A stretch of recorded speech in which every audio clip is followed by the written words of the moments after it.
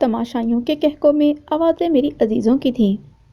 رابل آپی کے ہاں بہت پیاری سی بیٹی ہوئی ہے، بتایا تھا نا میں نے تمہیں۔ اس کو تکیوں کے سہارے تھوڑا سا اٹھا کر بٹھاتے وہ بہت نرمی کے ساتھ اس کے بالوں میں برش کرتی، ساتھ ساتھ ہمیشہ کی طرح باتیں کر رہی تھی۔ درد تو نہیں ہو رہی نا؟ بال سلجھاتے سلجھاتے اس نے گردن آگے کرتے اس کے بے جان چہرے کو دیکھتے پوچھا، گویا وہ جواب دے ہی دے لیکن بے سود۔ میں اتنے آرام سے کر رہی ہوں اس لیے تمہیں درد ہوگا ہی نہیں۔ اس کے بالوں کو ہاتھوں میں لیتے اس نے بشاشت سے کہنے کی کوشش کی، لیکن اس کا دل بار بار بھر رہا تھا۔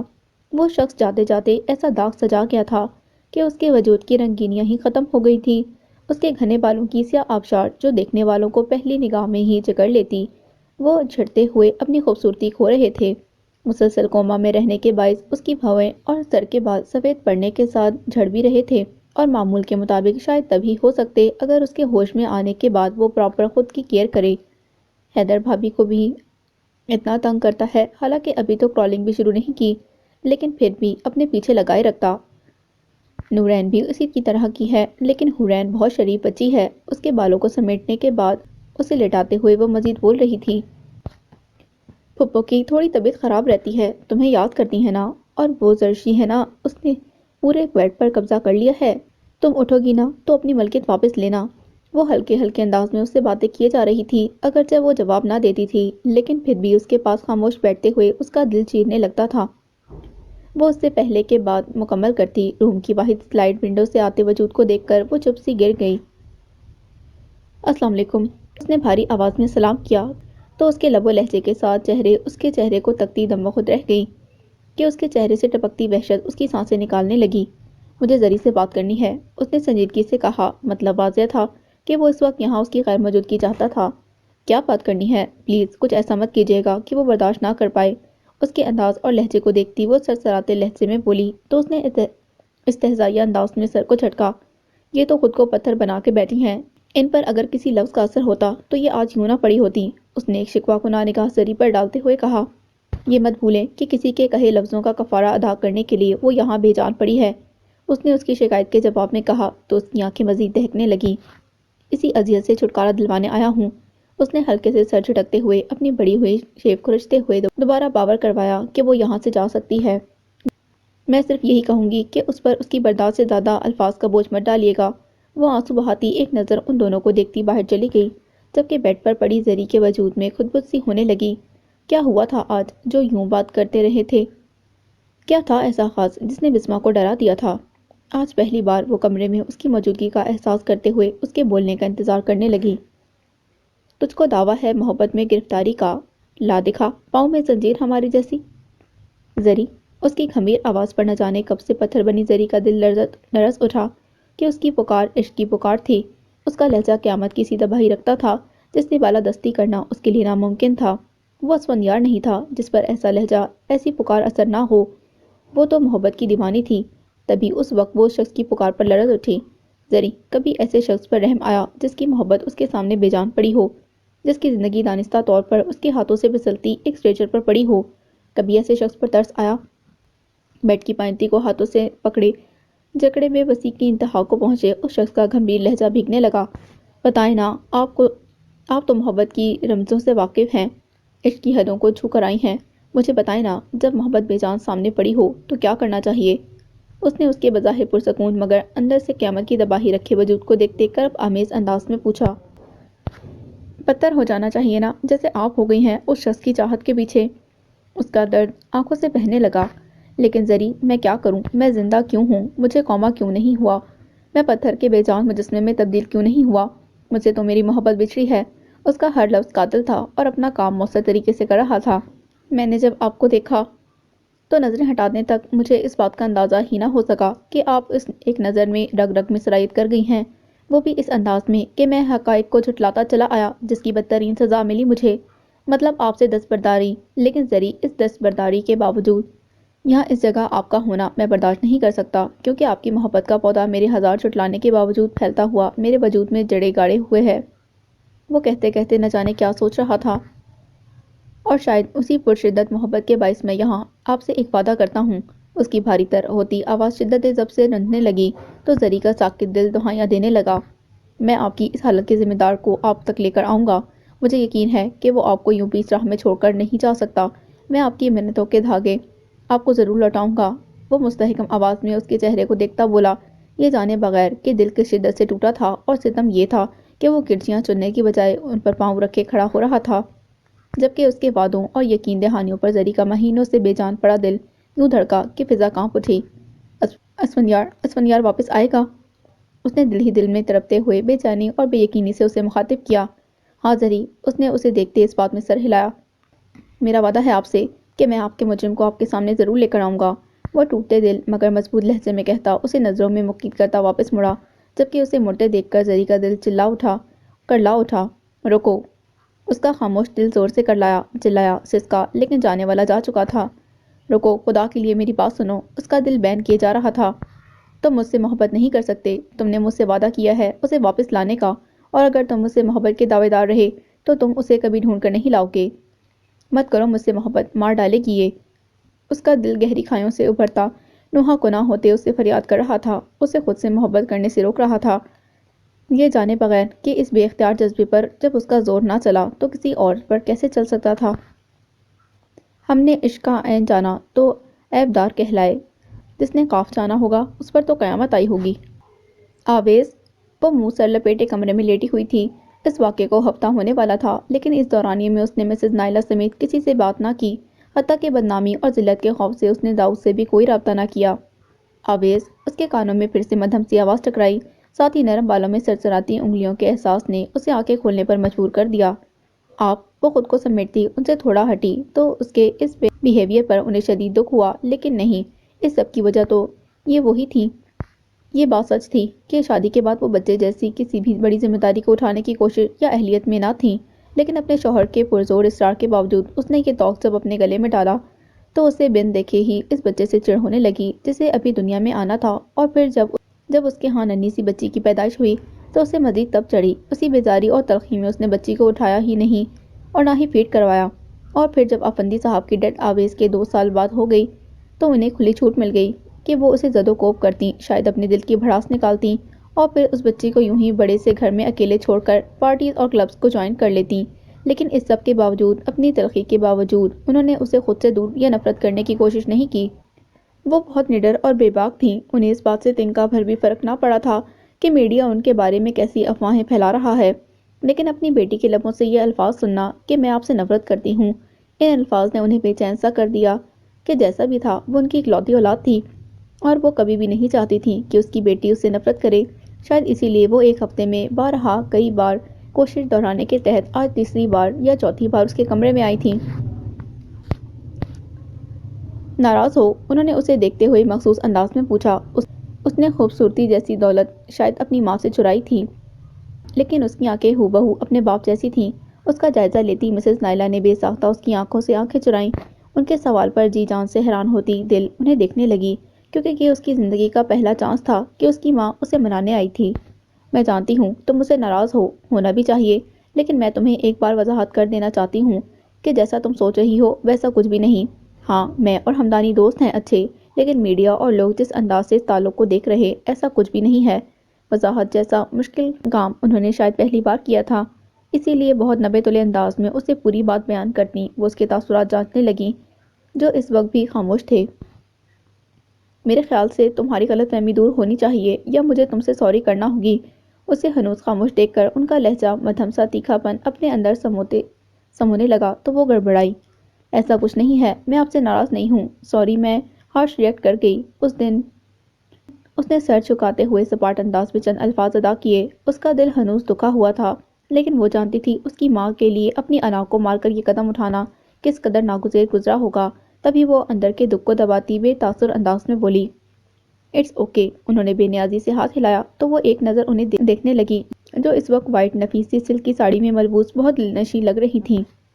انہوں نے اپنی جانچتی پرکھتی نگاہیں اس کے سبھی چہرے پر گاڑتے ہوئے ڈائریکٹ انداز میں پوچھا تو اس کا چہرہ فوراً متغیر پڑا۔ اس نے بوکھلا کر اپنی ماں کی طرف دیکھا۔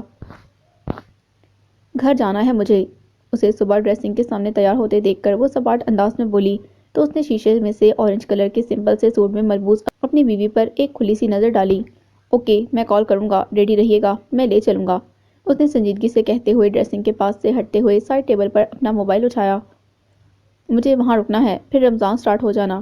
اس نے اس کی بات سن کر جلدی سے کہا تو اس نے بنا دیکھے اس کی بات کو رد کرتے ہوئے کہا، ادھر رک نہیں سکتی آپ، پہلے ہی آپ یونی سے بہت چھٹیاں کر چکی ہیں، مزید نہیں۔ اس کے لہجے میں نامعلوم سی سختی در آئی تو پریزے کے ماتھے کی تیوریاں چڑھنے لگیں۔ مجھے وہاں ضرور رکنا ہے، وہ ضدی اور باغی انداز میں بولی۔ پریزے، ڈونٹ بی اسٹبرن، اس نے خود پر قابو پاتے نرمی سے کہا۔ مجھے وہاں رکنا ہے، بس آپ کو اسٹڈی کی اتنی فکر ہے تو اپنے لیے کوئی CSS پاس بیوی لے آئیں۔ آئی ڈونٹ کیئر، اس نے بگڑتے لہجے میں کہا تو زاویار کے چہرے کے تاثرات بگڑنے لگے۔ اس کے تاثرات دیکھتے اس نے تھوک نکلتے ہوئے خود کو مضبوط رکھتے ہی اس کی جانب سے نگاہ نہ چرائی جو قدم بقدم اس کے نزدیک آتا جا رہا تھا۔ یو ڈونٹ وری مسز، جو بیوی مل چکی ہے اسے ماسٹرز کروا لوں، پھر کوئی CSS پاس بیوی بھی ڈھونڈ لوں گا۔ اپنے درست تاثرات کے برعکس وہ بڑے پرسکون انداز میں کہتا اس پر جھکا۔ اس سے پہلے کہ وہ کوئی رد عمل دکھاتی وہ نرمی سے اس کی گلابی گال کو چھوتا، شوخ دہن گنگناتا دل جلانے والے انداز میں باہر چلا گیا، جبکہ وہ وہیں کھڑی جلتی بھونتی دانت پیستی اسے دل ہی دل میں سلواتے سناتی زور زور سے گال رگڑ رہی تھی۔ سگریٹ سلگاتے ہوئے اس نے ڈرائیور کو گاڑی سٹارٹ کرنے کا اشارہ کیا اور خود سیٹ کی پشت سے ٹیک لگائی تو ایک دم سے اس کی گئی بیوقوفانہ باتیں اس کے ذہن میں گردش کرنے لگیں۔ ایسا نہیں تھا کہ اسے اس کی کم تعلیم سے کوئی ایشو تھا یا وہ کوئی ہائی ایجوکیٹڈ بیوی چاہتا تھا۔ اس نے اسے جب چاہا وہ جیسی تھی ویسی ہی چن لیا، اس لیے وہ اسے چینج نہیں کرنا چاہتا تھا۔ لیکن اب صورتحال اور حالات نے رخ اس نہج پر موڑ لیا تھا کہ اس کی اسٹڈی اس کو پراگندہ سوچوں سے نکالنے کے لیے ایک مؤثر ذریعہ تھی۔ اسے محسوس ہوتا تھا کہ جس پل وہ تنہائی محسوس کرتی وہ ان سوچوں میں محو سفر ہو جاتی جس در فقط اذیت کے سوا کچھ نہیں ملتا تھا۔ اسے تب ہلکا سا سکون محسوس ہوا جب اپنی پریگننسی کے کچھ عرصے بعد وہ تھوڑا ریلیکس ہوئی تھی، لیکن اسی عرصے کے دوران جب ہاسپٹل سے کال آئی تو تب پریزے سمیت زاویار کے لیے ایک بدترین دور کا آغاز ہوا، جب اس نے اس کی نمازوں اور دعاؤں کو لمبا ہوتا محسوس کیا اور جب اسے یہ احساس ہوتا کہ ان دعاؤں کا مرکز اس شخص کی سلامتی اور صحت ہے کہ جس نے زندگی اور خوابوں کو تار تار کر دیا تھا، تب خود سے اپنا وجود ایک اندیکھی آگ میں جلتا محسوس ہونے لگتا اور تب اس کے پاس فقط دعا اور امید رہ جاتی کہ یا خدا اس کے دل اور دماغ سے اس شخص کی پرچھائی تک ختم کر دے۔ رنج اتنا بھی نہیں ہے کہ میں چیخوں اس پر، بات ایسی بھی نہیں کہ بھلائی جا سکے۔ کبھی کبھی تکلیف اور جلن اس حد تک پہنچ جاتی کہ اس کا دل کرتا کہ وہ بھی ٹپیکل مردوں کی طرح ساری تکلیف اس پر اتار دے، لیکن ایک یہی کام وہ مر کر بھی نہیں کر سکتا تھا۔ اور اب کچھ عرصے سے اس نے اسٹڈی سے بھی رخ موڑنے کی کوشش کی تو اسے صحیح معنوں میں غصہ آ گیا اور تب اس نے سنجیدگی سے اس کو اس فیز سے نکالنے کے لیے اس پر سختی برتنی شروع کر دی۔ اب نہ جانے اس کا کیا نتیجہ نکلنا تھا۔ گاڑی کے رکنے پر اس کی سوچوں کو بھی بریک لگا تو اس نے باہر نکلتے ہوئے اپنی آنکھوں کی سرخی چھپانے کے لیے بلیک گلاسز لگائے اور بلڈنگ کی طرف بڑھ گیا۔ خدا جانے کہ ایسا کیوں ہمارے ساتھ ہوتا ہے کہ جن کو آسمانوں پر ہمارے نام لکھا ہے زمین پر ہم سے ملنے میں بہت ہی دیر کرتے ہیں، کچھ اتنی دیر کہ ہم تو بھلا دیتے ہیں یہ سب کچھ کہ کوئی آسمانوں پر ہمارے نام لکھا ہے، ہمیں بس اس سے ملنا ہے۔ خدا جانے کہ ایسا کیوں نہیں ہوتا کہ جیون کے کٹھن راستے اکیلے پار ہو جائیں، جسے اپنا نہیں ہونا ہم اس سے نہیں مل پائیں، ہماری راہ میں آئیں تو راہیں خود بدل جائیں۔ خدا جانے کہ ایسا کیوں نہیں ہوتا کہ دل بس اس سے مل پائے جسے دور آسمانوں پر ہمارے نام لکھا ہے۔ یہاں جو پیشنٹ تھیں وہ کدھر ہیں؟ اس نے رات کے 12 بجے ہسپتال کے اس کمرے کے دروازے میں کھڑے شوق زدہ ہوتے پوچھا جہاں کل تک اس کے جینے کی امنگ رہتی تھی۔ وہ آج صبح یہاں سے ڈسچارج ہو چکی ہیں، نرس نے مستعدی سے اس شاندار مگر سوگوار چہرہ لیے کھڑے مرد کو دیکھتے جواب دیا۔ اس کا جواب سنتے ہی وہ تھکے قدموں سے باہر نکل گیا۔ اس کے ہوش میں آنے کی خوشی پر اسے کیا گیا وعدہ حاوی ہو رہا تھا۔ یہ احساس اسے درگور کرنے کو کافی تھا کہ اسے اس شخص کو ڈھونڈ کر اس کے سامنے لانا تھا جو اس کی زندگی کی تباہی کا واحد سبب تھا، لیکن یہ بات ان میں سے کوئی بھی اسے نہیں سمجھا سکتا تھا اور اب اسے اپنے وعدے کے مطابق اسے ڈھونڈنا تھا اور اس بات کا اندازہ لگانا تھا کہ آیا کہ ایسا کس باعث ہوا تھا۔ اس کے قدم اب ڈاکٹر جلال کے روم کی طرف بڑھ رہے تھے کہ وہ اس سے ان کی کنڈیشن کے بارے میں جان سکے۔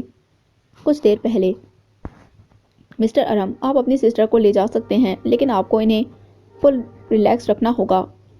ابھی چونکہ ان کی کنڈیشن اچھے سے سٹیبل نہیں ہوئی اس لیے انہیں چلنے پھرنے میں احتیاط کرواتے ہوئے پراپر ایکسرسائز کے تھرو ان کو اپنے پیروں پر کھڑا ہونے دینا ہے۔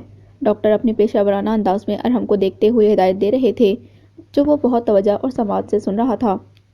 اور سب سے اہم اور ضروری بات، مس زری کے سامنے اس بات کا اور اس حادثے کا ذکر اس وقت تک بالکل نہیں کرنا جب تک وہ مکمل طور پر صحت یاب نہ ہو جائے، کیونکہ ان کی ذہنی حالت اس قدر ابتر ہو چکی ہے کہ کسی بھی ذہنی دھچکے کے باعث وہ دوبارہ اسی حالت میں پہنچ سکتی ہیں، اسی لیے اس بات کا مکمل خیال رکھنا ہے۔ انہوں نے زور دیتے ہوئے اپنی بات مکمل کی تو ارہم نے سینے سے ایک بھاری سانس خارج کی اور سر اس بات میں ہلا دیا۔ ڈاکٹر صاحب، زری کے بال اور جھریاں وغیرہ کیا ایسے ہی رہیں گی؟ ارہم کے سوال پر ڈاکٹر ہلکا سا مسکرائے۔ بالکل بھی نہیں، پراپر ایکسرسائز اور ڈائٹ وغیرہ سے یہ سب کچھ جلدی ریکور ہو سکتا ہے۔ سر میں روزانہ مالش کریں اور ڈائٹ کے ساتھ ماحول اچھا ہوگا تو I hope she look good. انہوں نے ہلکے پھلکے انداز میں ان کی تشویق کروائی تو وہ بھی مسکرائے، ان کا شکریہ ادا کرتے ہوئے کمرے سے باہر نکل گئے۔ آویز، لک ایٹ می۔ وہ آج کافی دنوں کے بعد داؤد کے بے حد اصرار کے بعد اس کے ساتھ تو آ گئی تھی، لیکن اس سے نگاہیں ملائے بغیر وہ چپ چاپ گاڑی سے باہر تکتی رہی۔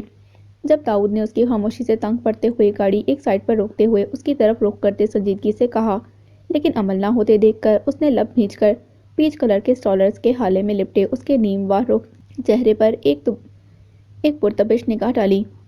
آویز، اس کی آواز میں محسوس ہوتی تنبیہ کو جانچتے ہوئے اس نے جھجکتے ہوئے نگاہ اس کی جانب موڑی، لیکن اس کی نگاہوں کے تاثر سے جھجکتی دوبارہ پلکوں کی چلمن سرخ آرزوں پر گرا گئی۔ دل آویز، کیا ہمارا رشتہ اس قدر کمزور ہے کہ تم ایک افواہ کے ڈر سے مجھ سے دامن چھڑانے بیٹھی ہو؟ اتنے دنوں سے؟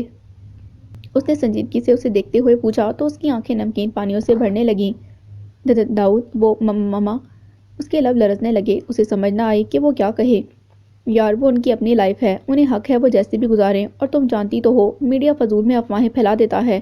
اس نے اس کی نم آنکھوں میں جھانکتے ہوئے بات جاری رکھی، اور تم ان کی وجہ سے مجھ سے بات نہیں کر رہی تھی۔ ناٹ فیئر یار۔ اس کے متاسف لہجے میں کہنے پر وہ ضبط کھوتی اس کے کشادہ سینے سے جا لگی۔ مما نے مجھے بہت ڈسہارٹ کیا، انہیں ایسا نہیں کرنا چاہیے تھا، میں ان سے بہت ناراض ہوں۔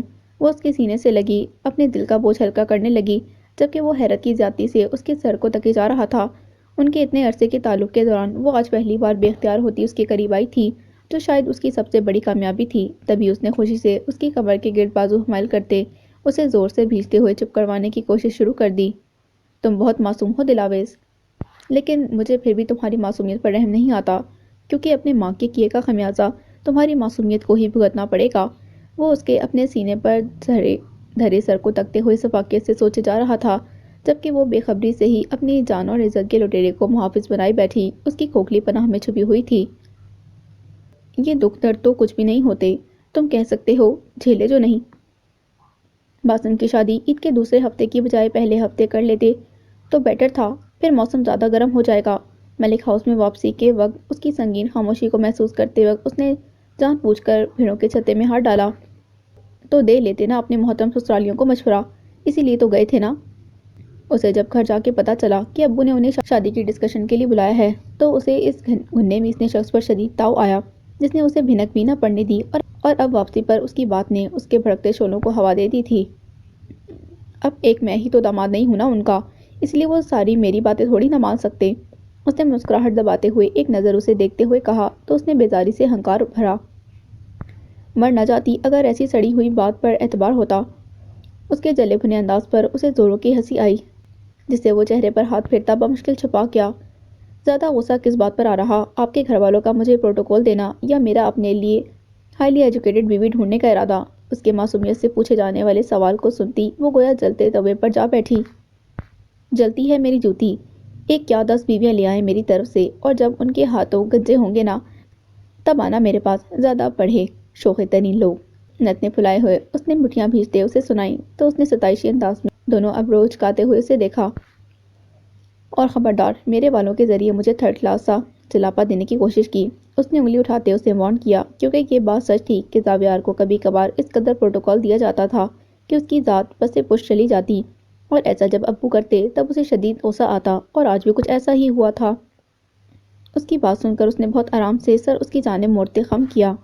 جیسا آپ کہیں، کوئی اور حکم؟ سنجیدہ لہجے لیکن لبوں سے جھلکتی مسکان اور چمکتی آنکھیں اسے مزید زج کرنے لگیں۔ مجھے مریم اور زارون سے ملنا ہے۔ اس نے نہایت اطمینان کے ساتھ اس کے سر پر دھماکہ کیا۔ واٹ؟ یہ کیا ٹائم ہے ان سے ملنے کا؟ آنکھوں اور لبوں کی مسکراہٹ کی جگہ اب پشمگینی نے لے لی، لیکن اس کے اطمینان میں کوئی فرق نہ آیا۔ یہی کوئی 9 بجے کا ٹائم ہے۔ اس نے آنکھیں پٹپٹاتے ہوئے اس کی نظروں کے سامنے اپنی گوری سے ڈول کلائی میں سجی بلیک واچ اس کے سامنے لہرائی تو اس کی آنکھیں لو دینے لگیں۔ تو کیا خیال ہے، یہ وقت تو خصوصاً شوہر کو دینے کا ہوتا ہے۔ اس نے دائیں ہاتھ سے اسٹیئرنگ سنبھالتے ہوئے اچانک ہی بائیں ہاتھ سے اس کی مومی کلائی چکرتے ہوئے گمبھیر لہجے میں کہا تو وہ ہڑبڑا گئی۔ ہاتھ چھوڑے میرا، اس نے ہاتھ کھینچتے ہوئے غصے سے کہا۔ سب کی دھڑکنیں منتشر ہو رہی تھیں۔ شدید نفرت کے باوجود ہمیشہ اس شخص کا لمس اس کی دھڑکنوں میں بھونچال کا باعث بنا تھا۔ آپ نے میری بات کا جواب نہیں دیا۔ ایک پرتپش نگاہ اس کے شاید غصے کی زیادتی سے اس کے سرخ ہوتے چہرے پر ڈالتے ہوئے اس کی کلائی پر اپنے انابی لب رکھے تو اس کی گھنی مونچھوں اور داڑھی کی چبھن کے ساتھ اس کے ہونٹوں کے لمس نے اس کے اندر ایک برقی روح سی دوڑا دی۔ آپ کی طرح آپ کے سوال بھی 2 نمبر ہیں۔ کوئی شرم ہوتی ہے بندے میں؟ یہ آپ کا بیڈ روم نہیں ہے۔ شرم اور غصے کے حسین امتزاج سے سجے چہرے کے ساتھ وہ اس پر برستی بے ربط الفاظ بولتی زور سے اپنی کلائی اس کی گرفت سے آزاد کروا گئی۔ ایک لفظ مزید مت بولیے گا، گاڑی واپس موڑیں، مجھے بھی سسرال سے پروٹوکول لینے ہیں۔ اسے بولنے کے لیے لب کھولتے دیکھ کر وہ جلدی سے بولتی آخر میں اس پر طنز کر گئی۔ پریزے، ہم لاہور کا آدھا راستہ طے کر چکے ہیں، اس نے اسے سمجھاتے ہوئے کہا۔ وہ اس کی موجودگی میں رات کے سفر سے پرہیز کرتا تھا۔ واٹ ایور، مجھے آج ہی ان سے ملنا ہے کیونکہ پھر رمضان میں تو آپ سے بالکل بھی توقع نہیں کی جا سکتی۔ وہ شاید آج اسے اس پر پڑھائی کو لے کر جو سختی برتی گئی تھی اس کا بدلہ لینے کے ساتھ اپنے گھر میں ہونے والی صورتحال کا بدلہ بھی اچھا وقت پر لے رہی تھی۔ کبھی کبھی میرا دل کرتا کہ آپ کے 2 لگاؤں اور جو بے وجہ اور فضول کی ضد ہے نا وہ خود ختم کر دوں۔ اس کے بار بار اس کی کچھ بھی سنے بغیر ایک ہی تکرار پر وہ بھنا کر کہتا گاڑی ٹرن کر گیا۔ مجھے آپ 2 کیا 1 بھی نہیں لگا سکتے۔ اس کے اطمینان میں رتی برابر بھی فرق نہ پڑا۔ مجھے انڈر ایسٹیمیٹ مت کریں مسز زاویار، اس نے کنکھیوں سے اسے دیکھتے ٹھہرے ہوئے لہجے میں کہا تو وہ اس کے آخری لفظ پر جی جان سے چونکی۔ آپ کو انڈر ایسٹیمیٹ نہیں کر رہی، خود کو کر رہی ہوں کہ اتنا کچھ ختم کر کے مسز زاویار کے الفاظ خود سے جوڑے ہیں کہ شاید اب تو یہ بات دل اور دماغ کی ہر رگ جانتی۔ اس کے لہجے، اس کی بات میں کہیں بھی اس کے نام سے جڑا فخر نہ تھا بلکہ ایسا دکھ تھا جس نے کچھ لمحے پہلے ان کے درمیان آئے شاید لاشعوری سے نارمل اور خوشکن پلوں کو اسلحے کی مانند نگلتا زاویار کو بھی اپنے حصار میں لے گیا۔ اور میں زندگی کی آخری سانس تک اس پل کا انتظار کروں گا کہ جب آپ مسز زاویار جیسے الفاظ کہیں یا سنیں تو دکھ اور اذیت کی بجائے ایک الوہی جذبے آپ کے لہجے اور آنکھوں سے جھلکے۔ کچھ ثانیے کے بعد اس کی بھاری مگر مدھم آواز نے گاڑی کی بوجھل فضا کو مزید بوجھل سا کر دیا۔ شاید ان دونوں کے درمیان کبھی کچھ بھی نارمل یا اچھا نہیں ہو سکتا تھا کیونکہ وہ ماضی کی دلدل میں اس شدت سے جکڑے ہوئے تھے کہ وہ حال اور مستقبل کی خوشیوں میں محسوس کرنے سے قاصر تھے۔ سب خفگیاں قبول مگر یہ ضیاع نہ ہوں، وہ شخص مجھ سے روٹھے مگر بدگمان نہ ہو۔ تم اپنی اس بھولی صورت کی بدولت میرے بیٹے کو اس حد تک پاگل بنا چکی ہو کہ وہ یہ تک بھول چکا ہے کہ تم نے اپنے عشق کی وجہ سے اپنے بچے کا قتل کیا ہے، لیکن میں اب مزید ایسا کچھ نہیں ہونے دوں گی۔ وہ اس وقت مریم اور زارون کے ساتھ مریم کے روم میں گپ شپ لگا رہی تھی جب کچن سے آئس کریم لاتے ہوئے اسے مریم کے دروازے کے سامنے مسز عباس ٹکرا گئیں، جنہوں نے ہمیشہ کی طرح اس کے دل پر وار کرنے سے گریز نہ کیا۔ یہ بات میں اور آپ دونوں اچھی طرح سے جانتی ہیں کہ آپ کے بچے کا قاتل کون ہے، اسی لیے اس بات کو مت چھیڑیں ورنہ تباہیاں پھیلیں گی۔ اپنی خالی کوکھ کو دکھ کے باعث بھیگتی سرخ آنکھوں کو مسلتی وہ سلگتے لہجے میں ان کی آنکھوں میں دیکھتی بولی تو انہوں نے ناک سے مکھی اڑائی۔ اب میں تمہیں مزید یہاں کوئی تباہی لانے نہیں دوں گی کیونکہ پرسوں تحریم آ رہی ہے اور میں بہت جلد زاویار کی تحریم سے شادی کروا دوں گی کیونکہ تحریم میں اتنے گٹس تو ہیں ہی کہ وہ زاویار کا دل جیت سکے۔ وہ شاید پوری تیاری کے ساتھ میدان میں اتری تھیں تبھی اس کی بات کو سیریس نہ لیتی اپنا بم پھینکا۔ ان کی بات سن کر وہ پل بھر کو ساکت ہوئی اور پھر اچانک اس کی آنکھیں کسی خیال کے تحت چمکیں۔ ریئلی؟ تو کب آ رہی ہیں وہ گٹ سے بھرپور لڑکی؟ کیونکہ میں تو خود زاویار کے لیے لڑکی ڈھونڈ رہی آج کل۔ کوکھ سے اٹھتے درد کو ان کی ایسی اوچھی پلاننگ سن کے وہ تھوڑی دیر کو بھولتی مزہ لینے والے انداز میں بولتی شردر کر گئی۔ چلیں بھابھی، آئس کریم پگھل جائے گی۔ اس سے پہلے کہ مسز عباس کچھ بولتی ان کی پشت پر دروازہ کھولتے ہوئے مریم نے اسے اندر گھسیٹا۔ کیا؟ اس نے اچنبھے سے اس کی حرکت کو دیکھتے پوچھا جو دروازہ لاک کر رہی تھی۔ پاگل ہو چکی ہیں کیا آپ؟ وہ کلستے ہوئے بولی جو زارون کے سامنے جا کر بیٹھ گئی۔ اب میں نے کیا کیا؟ اس نے انجان پن سے پوچھا۔ مما کو کیا کہہ رہی تھیں آپ؟ زارون نے ماتھے پر بڑ ڈالتے پوچھا تو اس کے ذہن میں دھماکہ سا ہوا۔ میں یہی کہہ رہی تھی کہ آپ بہو لانے کی تیاری کریں، آپ کے بیٹے کو میں منا لوں گی، اس نے شرارت سے آنکھیں پٹپٹاتے کہا تو دونوں نے بد مزاجی سے اسے گھورا۔ مما تو پاگل ہو رہی ہیں غصے سے، لیکن آپ کی عقل کدھر گئی ہے؟ دونوں کا بس نہیں چل رہا تھا کہ وہ اسے کیا کہیں۔ لو اب میں نے کیا کر دیا؟ آئس کریم کے اسپون منہ میں رکھتے اس نے معصومیت کی انتہا करते पूछा, आप जानती हैं ना, मम्मा जो कहती हैं एक दफ़ा ज़रूर करती हैं, और अब तो आपने भी उन्हें फ्री हैंड दे दिया। मरियम परेशानी से बोली, क्योंकि उसे अपनी माँ से इस बात की तवक्को नहीं थी कि वो एक हादसे को बेस बनाकर ऐसा रिएक्शन लें कि परेशान मत हो, आपकी मम्मा ने किसी को आपके भाई के सर पर थोपना तो नहीं है ना। ये तो आपके भाई पर है सारी बात कि कोई उनकी लाइफ में आता या नहीं। उसने दोनों के उतरे फिक्रमंद चेहरे देखकर तसल्ली देते हुए कहा, और अगर भाई ने ऐसा कर दिया तो? ज़ारून का चुपता सवाल एक पल को कमरे में गूंजती 3 नफूस की सांसों को भी रोक गया, लेकिन अगले ही पल फरीजे ने पिघलती आइसक्रीम को चम्मच में भरते मुंह में डाला, गोया खुद को संभालने की कोशिश की गई हो। आपके भाई ऐसा कभी नहीं करेंगे, डोंट वरी। उसके लहजे में एक मान पनहा था जो हजार इख्तिलाफ के बावजूद बिलाशुबा किसी की मोहब्बत ने बख्शा था। भाभी मर्दों पर इतना भी एतबार अच्छा नहीं होता, ज़ारून ने सर झटकते हुए कहा, जबकि मरियम खामोशी से दोनों को सुन रही थी। हाँ बिल्कुल ऐसा ही होता होगा, लेकिन एतबार के बगैर रिश्ते परवान नहीं चढ़ाए जा सकते, इसलिए एतबार करना होगा। उसने हल्के फुल्के अंदाज में कहा तो ज़ारून ने खफगी से उसे देखा। तहरीम कौन है, जानते हो क्या उसे? चंद पल की खामोशी को उसकी खोजती आवाज़ ने तोड़ा।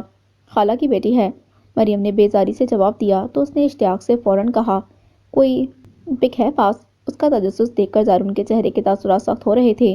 वो समझ नहीं रहा क्यों ये खुद अपना घर अपने हाथों से गहरे भवन में छोड़ने जा रही थी। ये लें।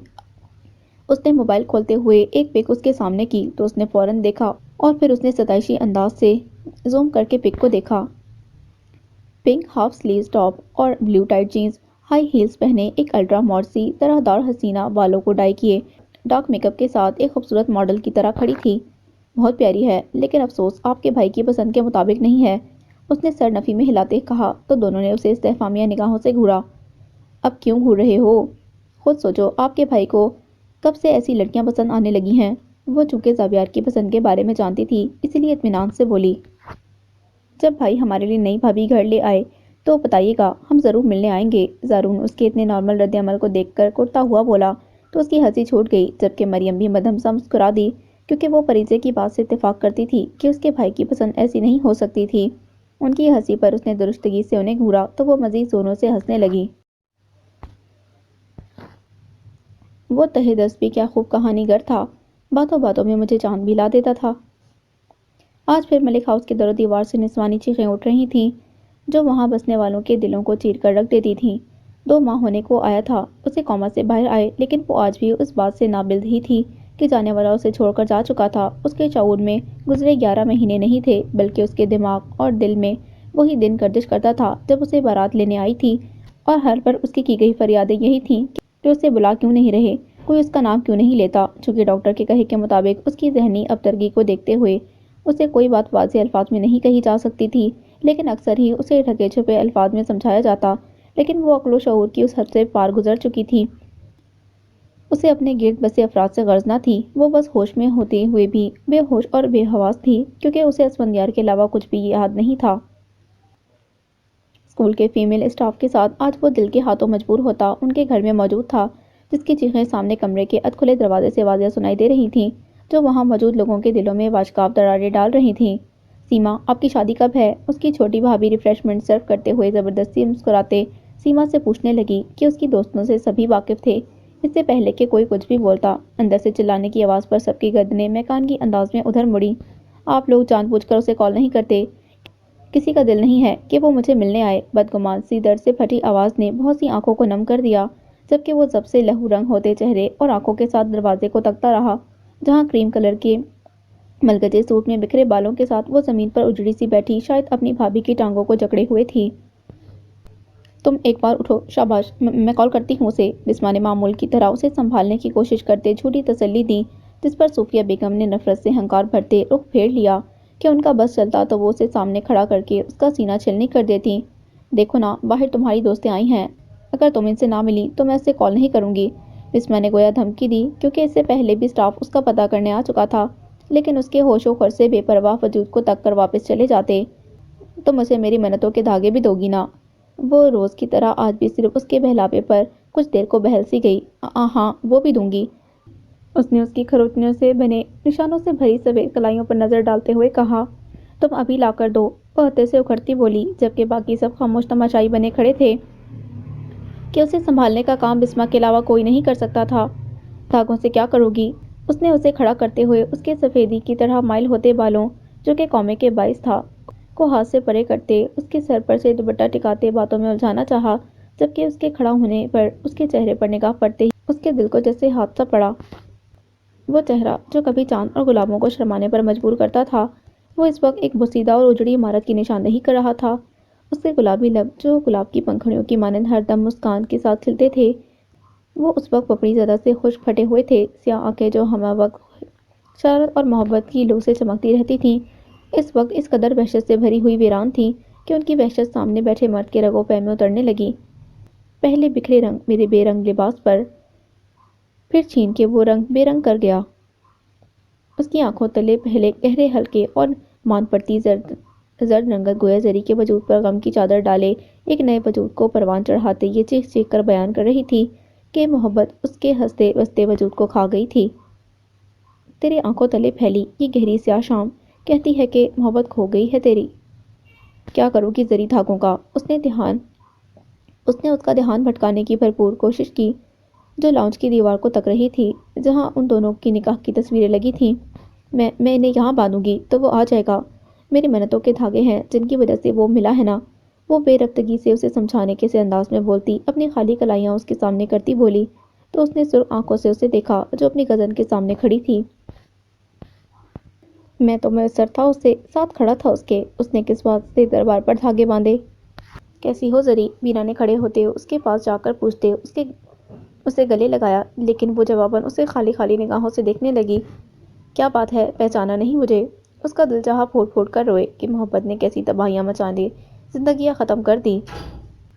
یار ہم تمہاری دوستیں ہیں نا، میں سیما، یہ بینا، منا، ارما۔ سیما نے آگے آتے بمشکل ہلکے پھلکے انداز میں کہا تو وہ سب کو باری باری دیکھنے لگی اور پھر کوئی جواب دیے بغیر صوفے پر بیٹھ گئی۔ گگا کیسی ہیں آپ؟ کافی دیر گزرنے کے بعد جب اس کا دماغ تھوڑا حقیقت سے قریب ہوا تو اس نے ہولے سے میم کو دیکھتے ہوئے کہا، تو میم نے خوشی سے اسے اپنے گلے لگاتے ہوئے جواب دیا۔ وہ پہلے کی طرح تو نہیں، لیکن ان کی کسی بات کا ہولے ہولے جواب دینے لگی۔ جب اس کی نگاہ بھٹکتی ہوئی دائیں سائڈ پر پڑے صوفے پر بیٹھے شخص پر پڑی تو اس کی آنکھوں کی پتلیاں پھیلنے لگیں۔ اس کی نگاہوں میں کچھ منظر پوری جذباتیت کے ساتھ لہرانے لگے۔ اس کا اسکول میں اس سے ملنا، اس کا پرپوز کرنا، اسفندیار کو چھوڑ دینا، پھر مہندی کی رات وہ گفٹ، اس کی آنکھوں میں لہراتے مناظر میں اس کا رات کو ہاسپٹل آنا بھی ہلکی سی پرچھائیاں کے ساتھ یاد آنے پر وہ غضبناکی سے اٹھتی اس کی سن بڑھی۔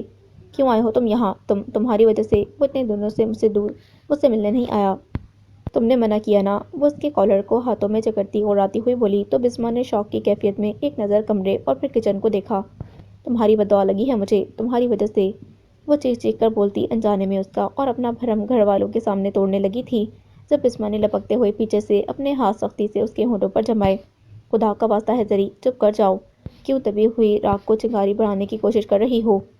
اس نے دھیمی مگر ملتجی آواز میں اس کے مزاحمت کرتے وجود کو دیکھتے کہا، جبکہ وہ ساکت و جامد کھڑا یک ٹک اس کے چہرے کو دیکھتا اس کے الزامات کی زد میں تھا۔ کیا ہوا اسے؟ وہ جو اس کے منہ پر ہاتھ جمائے ہی پیچھے کو گھسیٹ رہی تھی جب عقب سے آتی صوفیہ بیگم کی آواز پر پریشان ہوئی۔ کچھ نہیں پھوپھو، ویسے ہی ہسٹرائی ہو رہی ہے، اس نے ہلکے پھلکے انداز میں کہتے اس کے چہرے پر نظر ڈالی جو اس کے ہاتھ چہرے سے ہٹانے کی کوشش میں بے حال تھی۔ اس کا چہرہ خطرناک حد تک سفید پڑنے لگا تو اس نے جھٹکے سے ہاتھ اس کے لبوں سے ہٹائے تو اگلے ہی پل وہ پیروں کے بل دوہری ہوئی۔ اگلا لمحہ وہاں موجود ہر فرد پر ایک قیامت سا ڈھا گیا جب انہوں نے اس کے منہ سے خون کا ایک فوارہ چھوٹتے ہوئے چمکدار فرش پر بہتے ہوئے دیکھا۔ زری کے وجود میں بہتی اسفندیار کی محبت اس کی رگوں میں ایک ناسور کی مانند پلتی ہوئی مزید درد برداشت نہ کرتی اس کے وجود کو ہلکا کرنے کی کوشش کرتی باقی سب کو ہراساں کر گئی، جبکہ وہ اب نڈھال ہی بسما اور بھابھیوں کی باہوں میں پڑی تھی جبکہ سب کی نگاہیں فرش پر بہتے خون پر مرکوز تھیں۔ اس نے کہا بھول جاؤ، مگر یہ نہیں بتایا کہ بھولنا کیا ہے، اذیت، درد، تکلیف یا وہ غلطی جو تم سے محبت کی تھی؟ لینے جا رہے ہیں پھر اپنی نئی اوپس میرا مطلب ہے اپنی کزن کو؟ وہ بالوں میں برش کرتے زابیار کو دیکھتی شرارت سے بولی تو اس نے خفگی اور دوشیزگی سے پلٹ کر پیل کلر کے سمپل سے سوٹ میں ملبوس اپنی بیوقوف بیوی کو دیکھا جو ڈھیلی سی چٹیاں دائیں کندھے پر لٹکائے پھر سے گزشتہ 3 روز کی طرح اس کا ضبط آزمانے کی کوشش میں تھی۔ اس طرح تو مت دیکھیں، اپنے روزے کا نہ صحیح کم از کم میرے روزے کا ہی خیال کر لیں۔ اس کی نظروں سے دل ہی دل میں گھبراتی وہ بظاہر آنکھیں پٹپٹاتی بولی تو اس نے سر جھٹکتے سر نفی میں ہلایا اور گویا ہوا روزے کا خیال کر کے ہی اتنا دور کھڑا ہوں، آپ یہ بتائیں آپ اس قدر اتابلی کیوں ہیں تحریم کے آنے پر؟ اس نے سنجیدگی سے سوال کیا تو وہ جو اس کی پہلی بار پر گڑبڑا گئی تھی، اس کے سوال پر اس نے ایک ترچھی نظر اس کے سنجیدہ چہرے پر ڈالی۔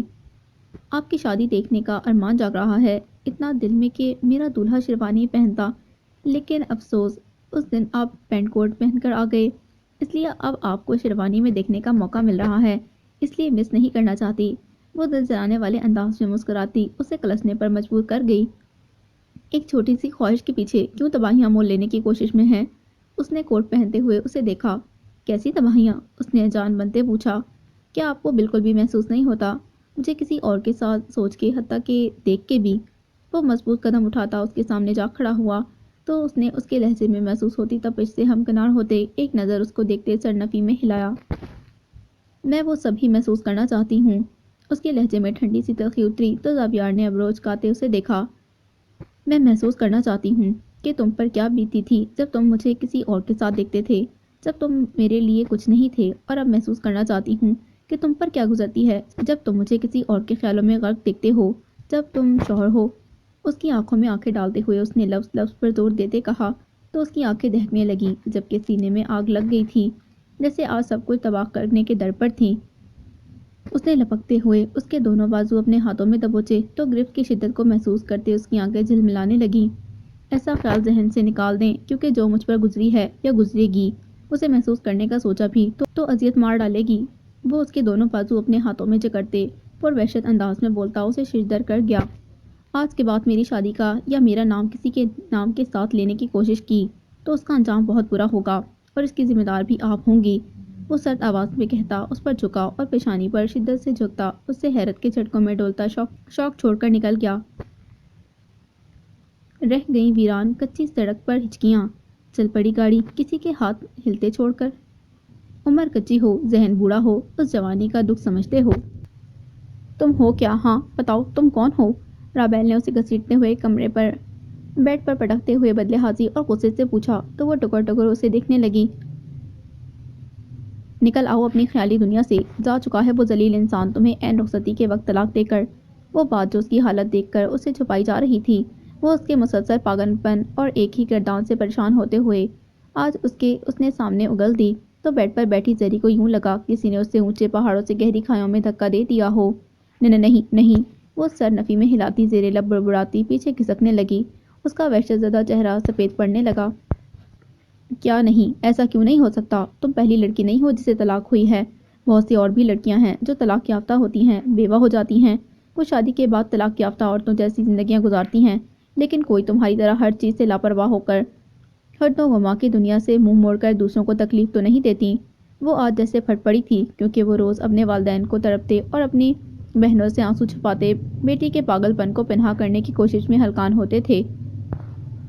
خدا کے لیے زری نکل آؤ اس پاگل پن سے، جانے والا جا چکا ہے، کیوں تم اس کی بے پرواہی اور بے وفائی کا بدلہ ہم سب سے لے رہی ہو؟ امی ابو کو دیکھو، ان پر رحم کھاؤ، بھابیاں کتنی ہی اچھی کیوں نہ ہوں لیکن ایسا پاگل پن کوئی بھی برداشت نہیں کرتا۔ وہ اس کے سامنے ہاتھ جوڑتے بول رہی تھی جو ساکت اور جامد بیٹھی اسے غیر مرئی نقطے پر نگاہیں مرکوز کیے ہوئے تھی۔ تم تو بھائی کے بچوں سے کھیلنا چاہتی تھی، کیوں تم نے ایک بار بھی انہیں اٹھا کر نہیں دیکھا؟ کیوں تم نے کسی سے بھی کلام کرنا چھوڑ دیا ہے؟ زری تم نے اس شخص کو اپنے پیروں میں گر کر خود سے اپنے نصیب میں لکھنے کی خواہش کی تھی اور اسی بات کا شاید خمیازہ آج بھگت رہی ہو۔ وہ جو بے حس و حرکت بیٹھی تھی اس کی آخری بات پر جو ہزار کارڈ خود میں چھپائے ہوئے تھی، اسے سن کر وہ کرنٹ کھاتی اس کی طرف متوجہ ہوئی جو آنکھیں صاف کرتی پھر سے گویا ہوئی۔ زری جو چیز قسمت میں نہ لکھی ہو وہ منتوں کے دھاگے باندھنے سے اور پیروں میں گرنے سے نہیں ملا کرتی، اور اسے ایک ہی چیز ملا کرتی ہے جو شاید تمہاری محبت زور آور نہیں تھی۔ وہ اس کی بہن تھی، اس کی رگ رگ سے واقف تھی، اس لیے وہ آج اسے ساری باتیں واضح کرتی بولی کہ آج ضبط کی چنابیں ٹوٹ گئی تھیں۔ اب اگر خود پر نہ سہی لیکن ہم سب پر ترس محسوس ہو جائے تو اس حقیقت کو قبول کرتے ہوئے نکل آؤ اس فریب سے۔ وہ اسے بہت کچھ سوچنے پر مجبور کرتی کہتی ایک نظر اسے دیکھتی باہر نکل گئی جو اپنی ہتھیلیوں پر نظریں جمائے ہوئے تھی۔ میرے دھاگے موڑ دے سائیاں، میری منتیں پوری نہیں ہوئیں۔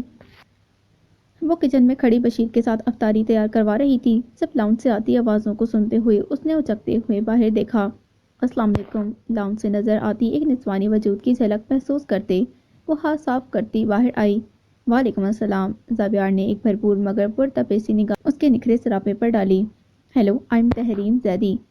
ब्लैक जीन्स और रेड टॉप पहने वो हसीना नज़ाकत के साथ उसकी सिम हाथ बढ़ाते बोली तो उसने हल्की सी मुस्कान के साथ उसका बड़ा हुआ हाथ थामा, जो बहुत गहरी नज़रों से उसका जायजा ले रही थी। आंटी कह रही थी कि ज़ाबियार की बीवी प्यारी नहीं है, लेकिन इसको देखकर तो बिल्कुल भी ऐसा नहीं लगता कि वो मेरी तरफ देखेगा। लेकिन खैर, मुझे ये मुश्किल काम भी करना होगा। वो उसको निगाहों की जद में रखे यानी सोचों में मगन थी, जबकि वो उसकी निगाहों के ऐसे इर्तिकाज से घबरा रही थी और ज़ाबियार उसको देखते बेचैताब खा रहा था। अगर उसे डैड कॉल करके उसे पिक करने या अपने पास ठहराने का ना कहते तो वो कभी ऐसा ना करता, लेकिन हमेशा की तरह वो उनके एहतराम में चुप कर गया था। सफ़र कैसा गुजरा आपका? जब उसकी महवियत ना टूटी तो उसने झुंझुलाते हुए खुद ही बात का आगाज़ किया। ओह परफेक्ट, ज़ाबियार साथ हो तो सफ़र तो बेहतरीन होगा ही ना। वो एक नज़र बेनियाज बैठे गज़न पर डालती प्यार से बोली तो फरीजे ने मज़े लेने वाले अंदाज में आईब्रो उचकाए। बाय एयर सफ़र में भी ज़ाबियार आपके साथ ही थे? वो मासूम सी बनती पूछती उसे खिसियाने पर मजबूर कर गई। नहीं, तब तो नहीं था, लेकिन ज़ाबियार, क्या तुम लोगों के घर गेस्ट को कुछ पिलाने का रिवाज नहीं है क्या? जब कुछ बनना पड़ा तो वो नखवत से सादगी में भी गज़ब ढाती फरीजे को देखते ज़ाबियार से कहने लगी। वो सॉरी, मुझे लगा आपका, मैं लाती हूँ कुछ। वो अपनी गफलत पर हकीकी मायनों पर मातम करती उठी, क्योंकि वो रिलैक्स थी, क्योंकि उसे लगा कि उसका रोज़ा था।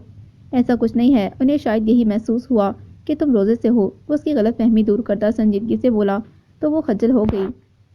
हाँ, वो मेरी प्लेन में तबीयत ख़राब हो जाती तो इसलिए, उसने बहाना तराशते हुए कहा तो उसने बेपरवाही से सर हिलाया और फरीजे को पुकारने लगा। फरीजे, रिफ्रेशमेंट के बाद तहरीम को गेस्ट रूम दिखा दीजिएगा, मैं नमाज पढ़ लूँ। वो कप फोल्ड करते हुए कहता सीढ़ियों की जानिब बढ़ गया तो उसने हौले से सर हिलाते तहरीम को देखा, जो ज़ाबियार की पुश्त को तके जा रही थी। उसने सर झटकते हुए कदम दोबारा किचन की तरफ बढ़ा दिए। महफिल में हर जगह फरिश्ते ही फरिश्ते नजर आए। मैंने फ़कत पूछा था, गुनहगार कौन है? आपकी बात हुई थी उससे? आज फिर वो उनके सामने सरापा सवाल बनकर खड़ा हो गया तो उन्होंने गहरी सांस भरते हुए एक नज़र सामने खड़े अपने बेटे को देखा, जिसने न जाने किस लम्हे की जद में आके ऐसा नाकाबिले तलाफी नुकसान कर लिया था, जिसने बहुत सी जिंदगियों समेत खुद उसे उजाड़ दिया था। मेरी बात नहीं हुई उससे, क्योंकि वो मुझसे बात नहीं करना चाहती। बेटा, वो अपने घर अपने शौहर के साथ बहुत खुश है, इसलिए अब तुम भी उसे भूल जाओ। वो नहीं चाहती थी। एक मुबालगे से भरपूर उम्मीद के तहत वो उस लड़की की ज़िंदगी को फिर से अजीरन कर दे, जिसने उसके लगाए हुए ज़ख्मों को सीने में छुपाए न जाने कितने जतनों के साथ जीना शुरू किया है। तभी वो उससे बहुत खुले अल्फाज में बोली तो वो मज़ीद उसे किसी किसी खुशनुमा धोखे में नहीं रख सकती थी।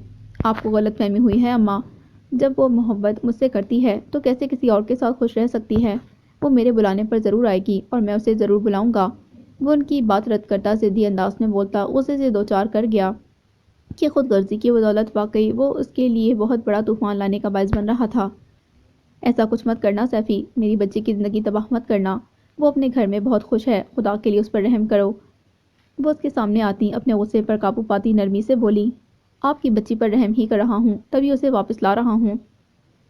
वो हतमी अंदाज में कहता उन्हें सामने से हटाता बाहर निकल गया, जबकि वो साए साए करते दिमाग के साथ वहीं खड़ी रह गई।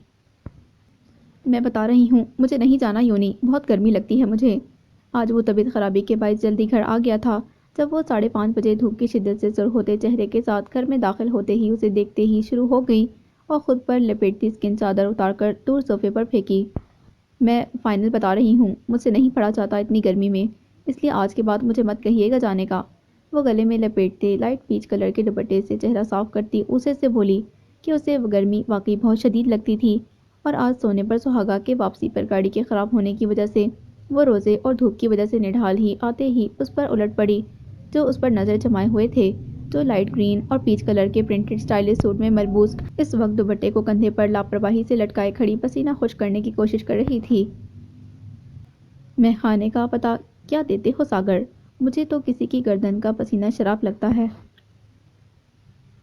वो कदम ब कदम चलता उसके करीब होता, उसके समझने से पहले उसे अपने हिसार में मुकीद करता, अपनी दाएं हाथ की पुष्ट उसके रुखसार से गर्दन तक लाते हुए गंभीर लहजे में कहता, उसके आसान खता कर क्या? क्या बदतमीजी है ये, छोड़े मुझे, मैंने मना किया था मेरे करीब। वो गुस्से और शर्म से पागल होते चिल्ला उठी, जब हाथ की बजाय सांसों की हरारत ने उसकी सांसें रोक लीं। یونی نہیں جانا رائٹ؟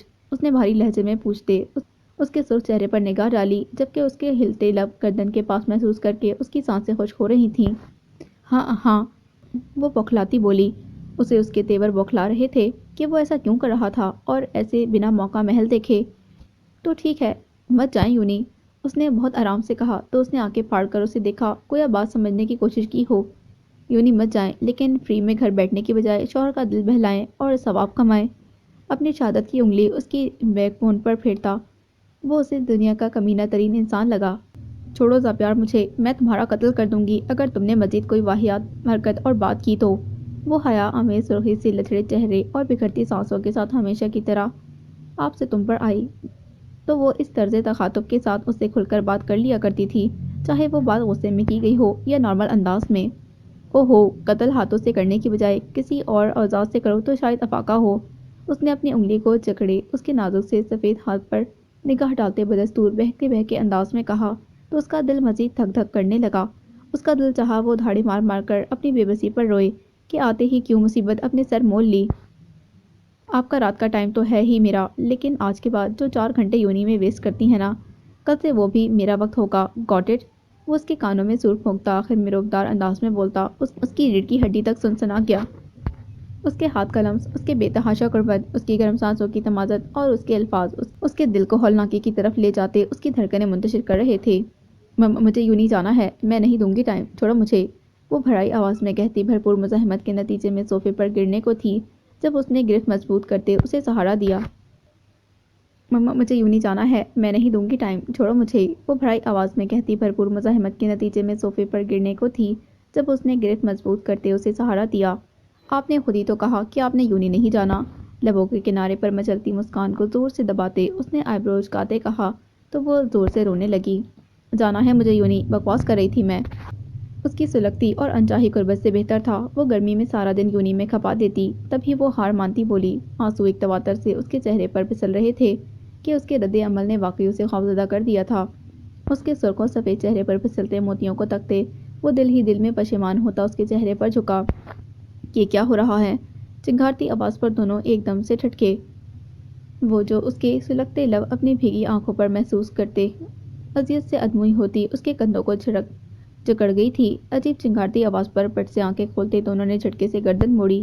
ان سے کچھ فاصلے پر کھڑی، ان پر نخوت سے نگاہیں تاڑے کھڑی تحریم کو دیکھ کر اس نے جھٹکے سے اس سے دور ہونا چاہا، لیکن زابیار نے ایسی کوئی کوشش نہیں کی، بلکہ وہ بدستور اسے تھامے کھڑا تحریم کو دیکھ رہا، جسے اپنے چہرے پر گڑھی پرتپش سی ناگوار نگاہیں محسوس ہوئیں تو اس نے فریضے کے چہرے سے نگاہیں ہٹا کر جوں ہی زابیار کے پتھریلے ناگواری کا تاثر لیے چہرے پر نگاہ ڈالی تو اس کے چہرے اور آنکھوں کے تاثر بدلنے لگے۔ میرا مطلب ہے کہ مجھے اندازہ نہیں تھا زابیار بھی اتنا رومانٹک ہو سکتا، روم سے باہر ہی۔ اس نے صورتحال سنبھالنے کو جس قدر بونگی اور فضول بات کی، فریضے کل چاہا وہ ان دونوں کا ہی سر پھاڑ دے۔ اس نے پورا زور لگاتے اور اس کے بازوؤں پر اپنے ناخن کھبوتے اس کی گرفت سے خود کو آزاد کروایا اور اس بے موقع رومانٹک شخص اور اس کی اس قدر ہی فضول کزن کی نظروں سے اوجھل ہونے کو ایک لمحے کی دیر کیے بنا کمرے کی طرف بھاگ گئی۔ میں رومانٹک ہوں یا نہیں، لیکن آج کے بعد میری اور میری بیوی کے پرسنل مومنٹس اور پرسنل باتوں میں گھسنے کی کوشش مت کرنا، ورنہ میں بھول جاؤں گا کہ میرا تم سے کوئی رشتہ ہے۔ سختی اور ہلکی سی تلخی سے اسے ٹوکتے اور وارن کرتے ہوئے وہ ماتھے پر بل سجائے لاؤنج سے نکلتا چلا گیا، جبکہ وہ سکی کے احساس سے پھیکے پڑتے چہرے کے ساتھ تنہا وہیں کھڑی رہ گئی۔ موت آئی نہ فلک سے کوئی قیامت اتری، دل یوں ہی ڈرا کرتا تھا ترک تعلق سے۔ رابیل کے جانے کے بعد سے وہ اس ہولناک انکشاف کی بدولت الٹی تکیے پر لیٹی پھوٹ پھوٹ کر رو رہی تھی۔ اس کی کرلاہٹیں اور چیخیں تکیے تلے دب رہی تھیں کہ دکھ اگر انتہا کا تھا تو تکلیف بھی شدید تر تھی۔ اسے ایک ایک لمحہ آری کی طرح ذبح کر رہا تھا۔ اسے اب سب کچھ یاد آ رہا تھا، اس کا سہیلیوں اور کزنوں کے جھنڈ میں ہنسی مذاق اور تیار ہونا، مبرا کا روم میں آنا، اس کا ارم کے ہاتھ میں وہ لفافہ دیکھنا، اس کا بے جان وجود کے ساتھ ٹھنڈے فرش پر گرنا، اپنے کوما میں جانا اور سب سے بڑھ کر اس شخص کا ہر رات اس کو اپنے پاس ٹھہرانا اس کی اذیت میں اضافہ کر رہا تھا۔ اگر اسفندیار کی طلاق کا اسے دکھ تھا تو یہ اذیت بھی اسے جینے نہیں دے رہی تھی کہ وہ اس شخص کے سامنے بے عزت ہو گئی جس کے سامنے اس نے اپنی محبت کے دعوے کیے تھے۔ اگر اسفندیار کے لیے اس کے دل میں شکوے جنم لے رہے تھے تو دوسری جانب اس شخص سے وابستہ بیزاری اور نفرت دوگنی ہو رہی تھی جو اس کی مرضی کے خلاف اس کی ذات کے پہلوؤں سے آشنا ہو گیا تھا۔ اسے اس کی آخری ملاقات کے الفاظ یاد آتے ہی اس کی آہ و بکا میں مزید اضافہ ہو گیا۔ وہ اٹھ کر بیٹھی، اپنے بالوں کو دونوں ہاتھوں میں نوچتی گھٹی گھٹی آواز میں چیخنے لگی، اسفندیار واپس ضرور آئے گا، میرا وعدہ ہے کہ میں آپ کے مجرم کو آپ کے سامنے ضرور لے کر آؤں گا۔ یہ الفاظ بار بار اس کے دماغ میں ہتھوڑے بجا رہے تھے۔ اسے اس کے وعدے خوشگوانی نہیں تکلیف دے رہے تھے کہ وہ کبھی بھی اسفندیار کو شخص کے سامنے مجرم بنا نہیں دیکھ سکتی تھی، کبھی بھی نہیں۔ ہم وعدوں کی زنجیروں میں جکڑے ہوئے قیدی لوگ جھوٹی محبت کے تہخانوں میں سسکتے ہوئے مر جاتے ہیں۔ باجی ٹھیک کہتی ہے، میں نے تمہیں اپنے نصیب میں لکھنا چاہا اور اسی کی اس قدر تکلیف دہ سزا ملی ہے کہ میری سانسیں اس قدر بھاری ہیں کہ ان کے بوجھ تلے میرا دم گھٹنے لگا ہے۔ وہ اس کے نکاح کی تصویر کو تکتی اور نم لہجے میں بولتی آنسو بہانے لگی۔ کیوں اسفندیار، کیوں کیا ایسے؟ صرف ایک بار جواب دے جاؤ کہ ایسا کیوں کیا؟ اتنی بڑی سزا میرے لیے کیوں منتخب کی؟ وہ اس کی تصویر کو اوندا کرتی، درد سے بڑبڑاتی، زور زور سے روتی تھک کر وہیں بیٹھ گئی۔ ازل سے ان ہتھیلیوں میں ہجر کی لکیر تھی، تمہارا دکھ تو جیسے میرے ہاتھوں میں بڑا ہوا ہے۔ حساب عشق دیکھا، عجب دیکھا، غضب دیکھا، سب نفی، تجھے واحد، خود کو صفر دیکھا۔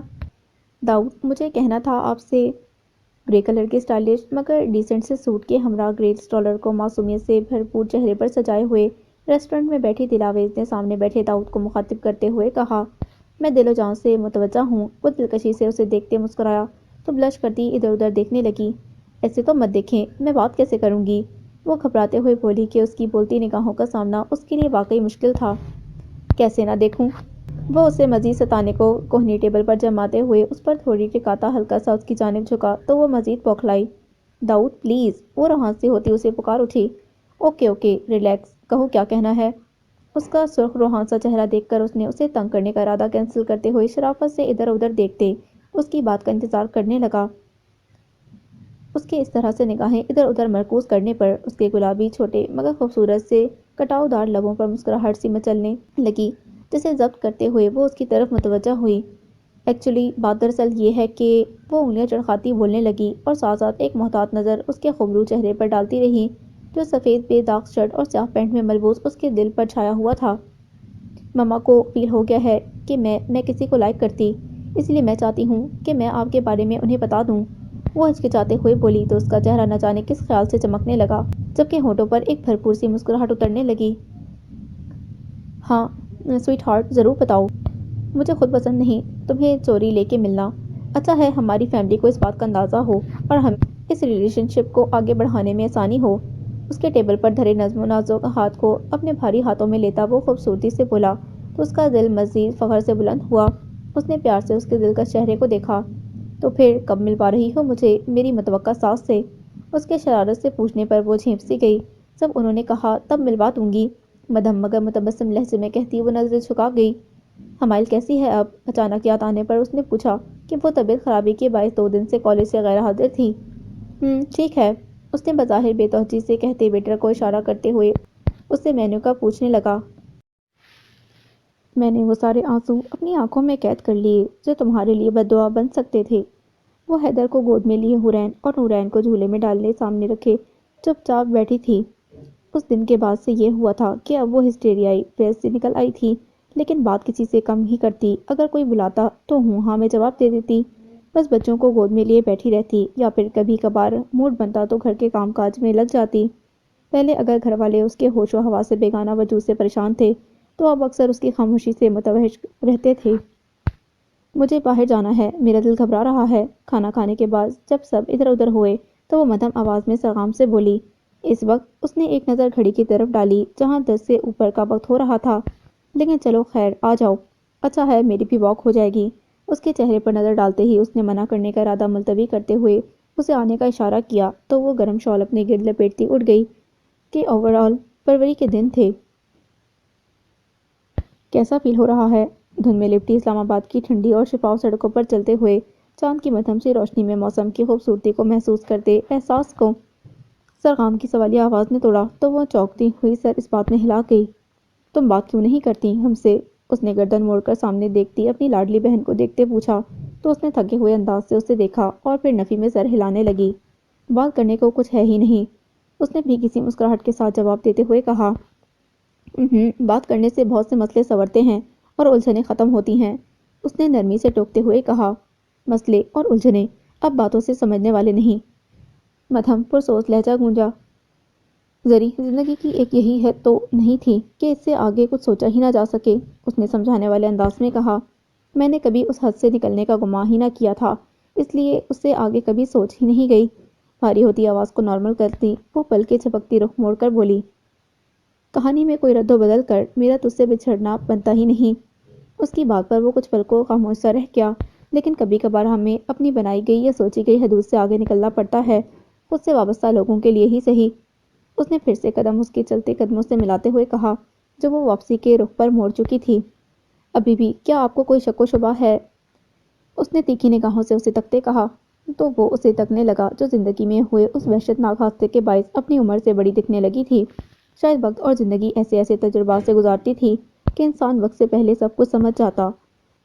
گھر کے پاس پہنچتے چلتے چلتے اس کے قدم اچانک سے رک گئے تو اس کے چلتے وجود کی غیر موجودگی کا احساس اسے فوراً ہو گیا۔ اس نے حیرت سے گردن موڑ کر پیچھے دیکھا تو وہ اس سے کچھ فرلانگ کے فاصلے پر کھڑی سامنے کھڑے ان کے گھر سے مہلکہ بڑے سے لان کو حسرت سے تکتی اسے دکھ میں مبتلا کر گئی کہ وہ جانتا تھا وہ اس جگہ میں کسی چیز کی متلاشی تھی۔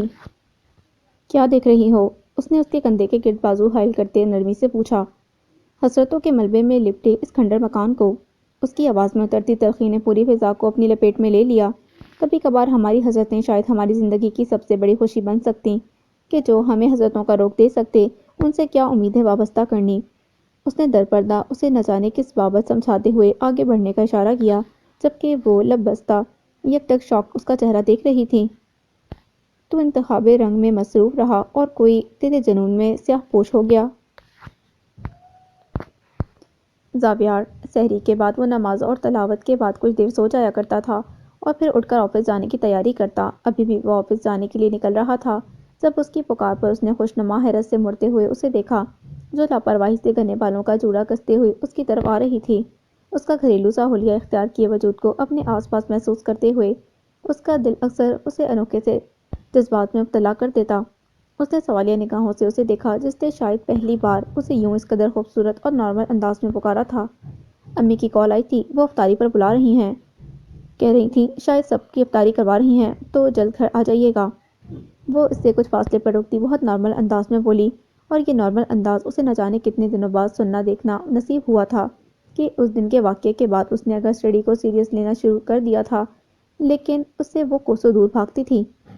وہ جانتا تھا کہ اس کی قربت کے بدلے وہ اسٹڈی کو پریفر کرے گی، تبھی اس نے اسے تنگ کیا، لیکن اس کے بعد وہ یوں اس سے بے نیاز ہوئی کہ اس کی موجودگی کا نوٹس لینا ہی چھوڑ دیا۔ لیکن اب 2-4 دن سے وہ آہستہ آہستہ نارمل ہو گئی تھی۔ اوکے آ جاؤں گا میں، آپ ریڈی رہیے گا، نرمی سے کہتا وہ واپس مڑنے لگا جبکہ اس کی حواس باختہ سی آواز پھر سے کانوں سے ٹکرائی، سنیں تو، بات تو مکمل ہونے دیں۔ اس نے جلدی سے کہا تو وہ اس کے اس انداز میں لبوں پر مچلتی مسکان دباتا اس کی طرف پھر سے متوجہ ہوا۔ کل انکل کی کال آئی تھی، بتا رہے تھے کہ مریم اور زارون نے 15ویں روزے کو واپس امریکہ جانا، شاید کوئی پیپر ایشو ہے، پھر عید پر ہی واپس آئیں گے، اس لیے میں نے سوچا کہ ان دونوں کو اور اپنی فرینڈز کو میں بھی پرسوں انوائٹ کر لوں۔ اسے بتاتے ہوئے اس نے سوالیہ نگاہوں سے اسے دیکھا۔ اوکے جیسے آپ کو بیٹر لگے، لیکن آپ کی فرینڈز شام کو اسلام آباد سے لاہور کیسے آئیں گی؟ اس نے آئیبرو چکاتے ہوئے اس سے پوچھا تو وہ اس کی بات سمجھتی ہلکا سا مسکرائی۔ وہ کوئی ایشو نہیں ہے، جاسم ان سب کو ڈراپ کر دے گا یہاں اور پھر نیکسٹ ڈے واپسی ہوگی، میں بات کر چکی ہوں ان سے، اس نے تفصیل سے بتایا تو اس نے ہولے سے سر اس بات میں ہلایا۔ آپ کو کوئی ایشو تو نہیں ان کے یہاں رہنے پر؟ اچانک یاد آنے پر اس نے پوچھا تو اس نے خوشمگی نگاہوں سے اسے گھورا۔ اس قدر فضول بات کی توقع شاید آپ سے ہی کی جا سکتی، فریضے بی بی۔ اس کے ٹھنڈے طنز پر اس نے کھسیاتے ہوئے خفگی سے اسے دیکھا۔ یہ گھر صرف میرا ہی نہیں آپ کا بھی ہے، اور اگر یہاں مجھ سے ریلیٹڈ کوئی بندہ جو انفارچونیٹلی آپ سے بھی اب ریلیٹڈ ہے ادھر رک سکتا تو آپ بھی یہاں اطمینان سے کسی کو بلا سکتی ہیں، اس نے سنجیدگی سے اس سے کہا تو اس نے خفت سے سر ہلایا۔ وہ نرمی سے آگے بڑھا اور اس کے قریب جا رکا تو ہڑبڑاہٹ اس کے قریب ہوتے وجود کو دیکھ رہی تھی۔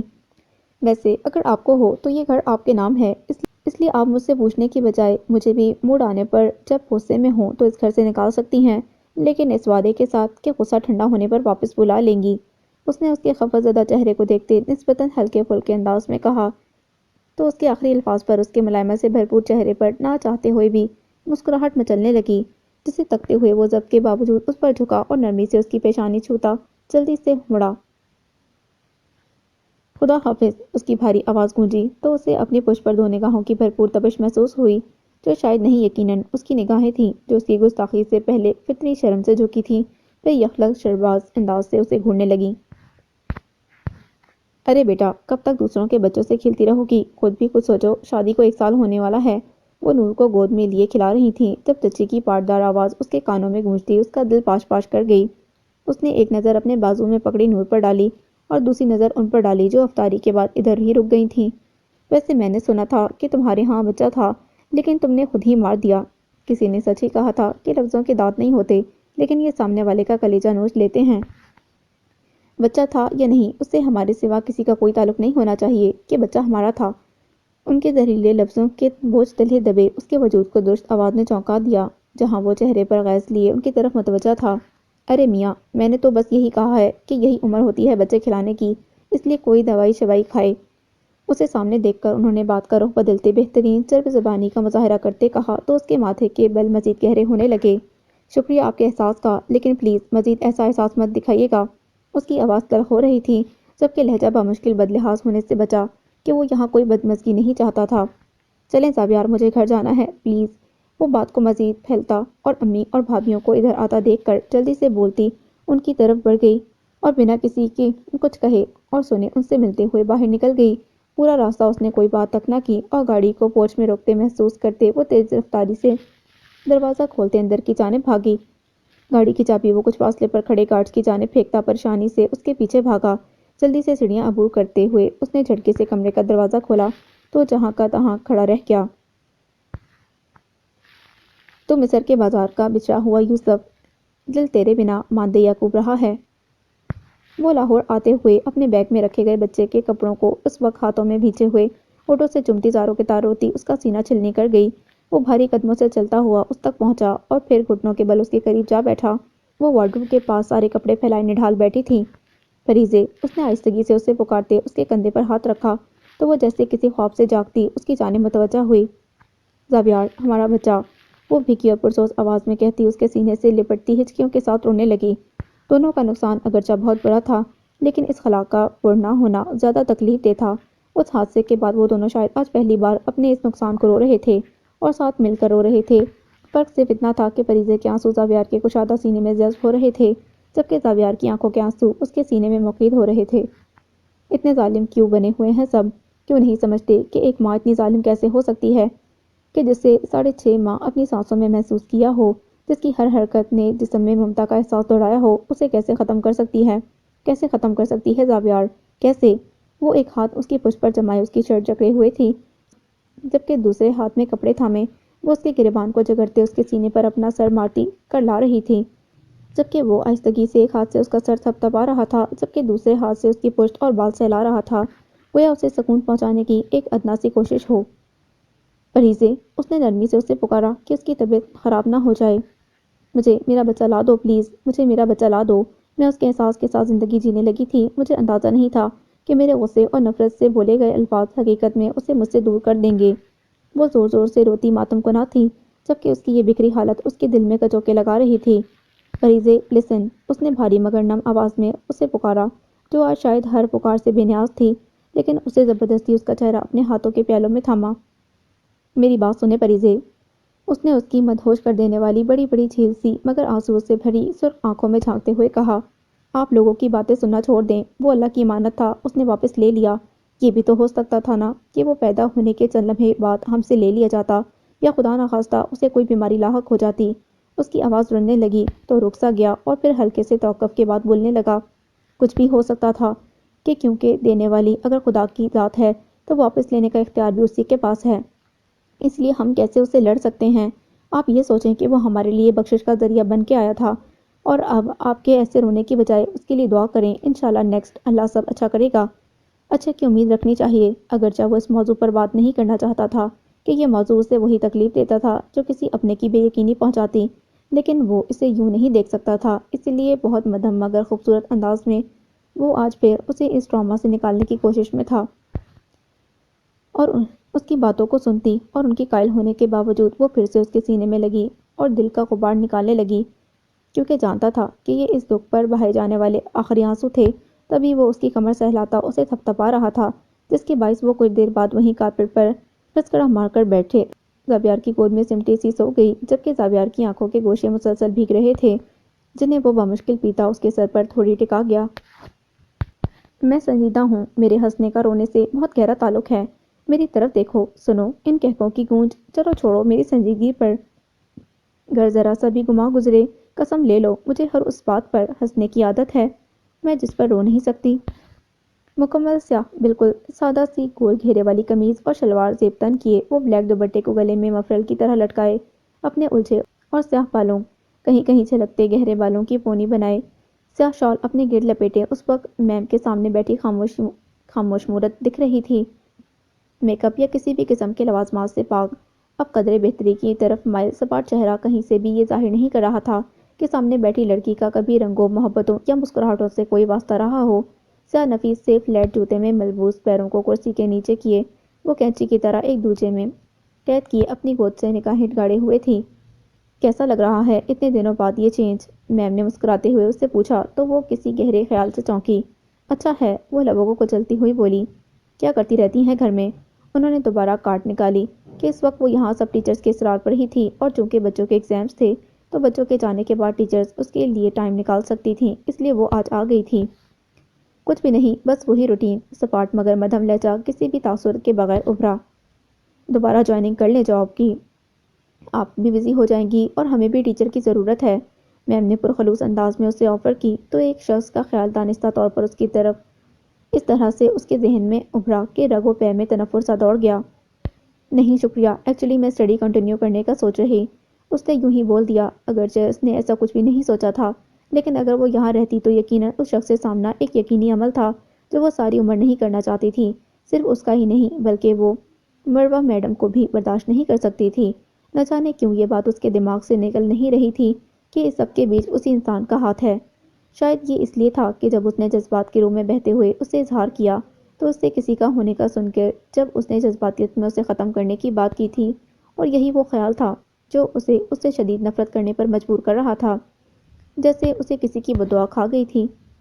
یہ بہت اچھا ڈیسیجن ہے، آپ کا مائنڈ بھی ایسے ڈیفرنٹ ویز میں ڈائیورٹ ہوتا رہے گا تو آپ اچھا فیل کریں گی۔ مسکراتے ہوئے انہوں نے اس کے فیصلے کو سراہا تو وہ جواباً ہلکا سا سر ہلا گئی۔ چلیں آئیں، آپ کو آپ کے اسٹوڈنٹ سے ملواتی ہوں جو آپ کو بہت مس کرتے ہیں، انہوں نے اسے اٹھنے کا اشارہ کرتے ہوئے کہا تو اب کی بار ایک حقیقی مگر ہلکی سی مسکان نے اس کے ہونٹوں پر چھپ دکھلائی۔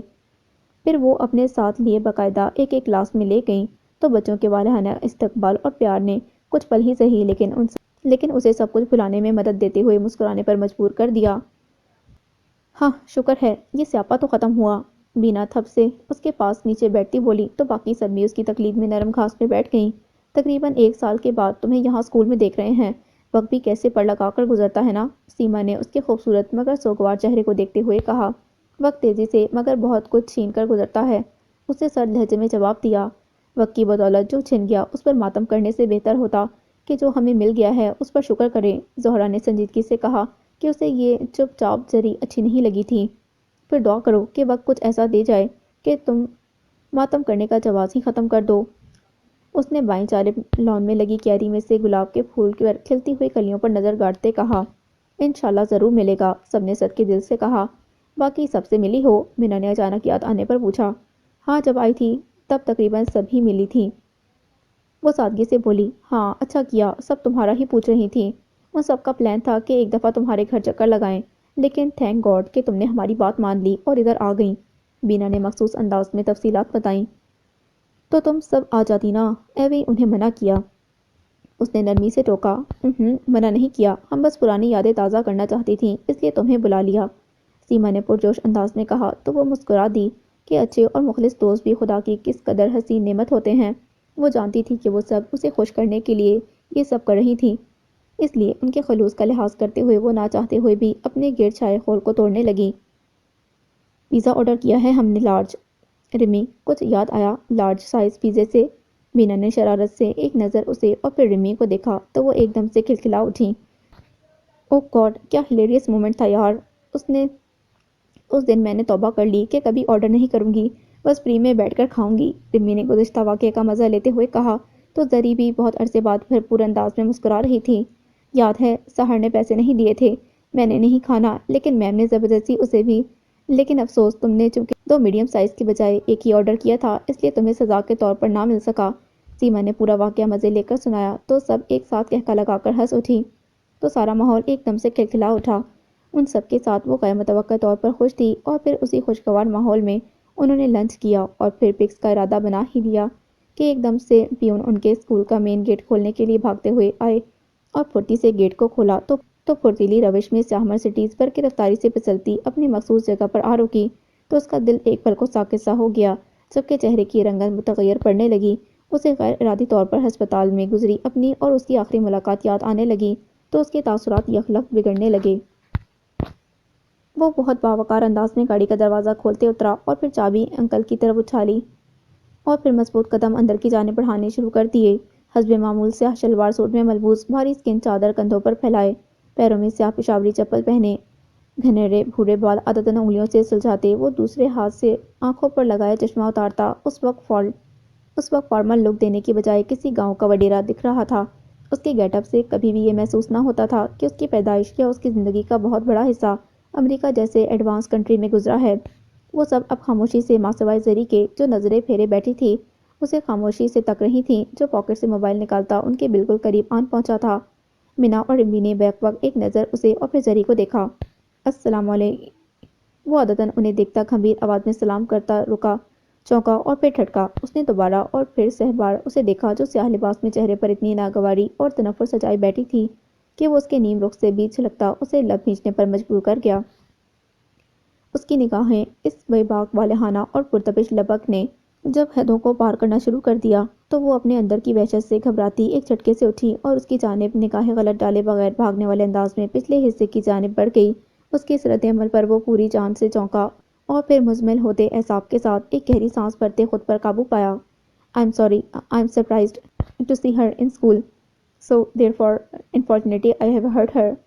اس نے مخصوص مگر سنجیدہ انداز میں معذرت کی کہ وہ واقعی شرمندہ تھا، وہ ایسا بالکل نہیں کرنا چاہتا تھا، مگر وہ اسے یوں اچانک روبرو پا کر بے یقین سا ہو گیا۔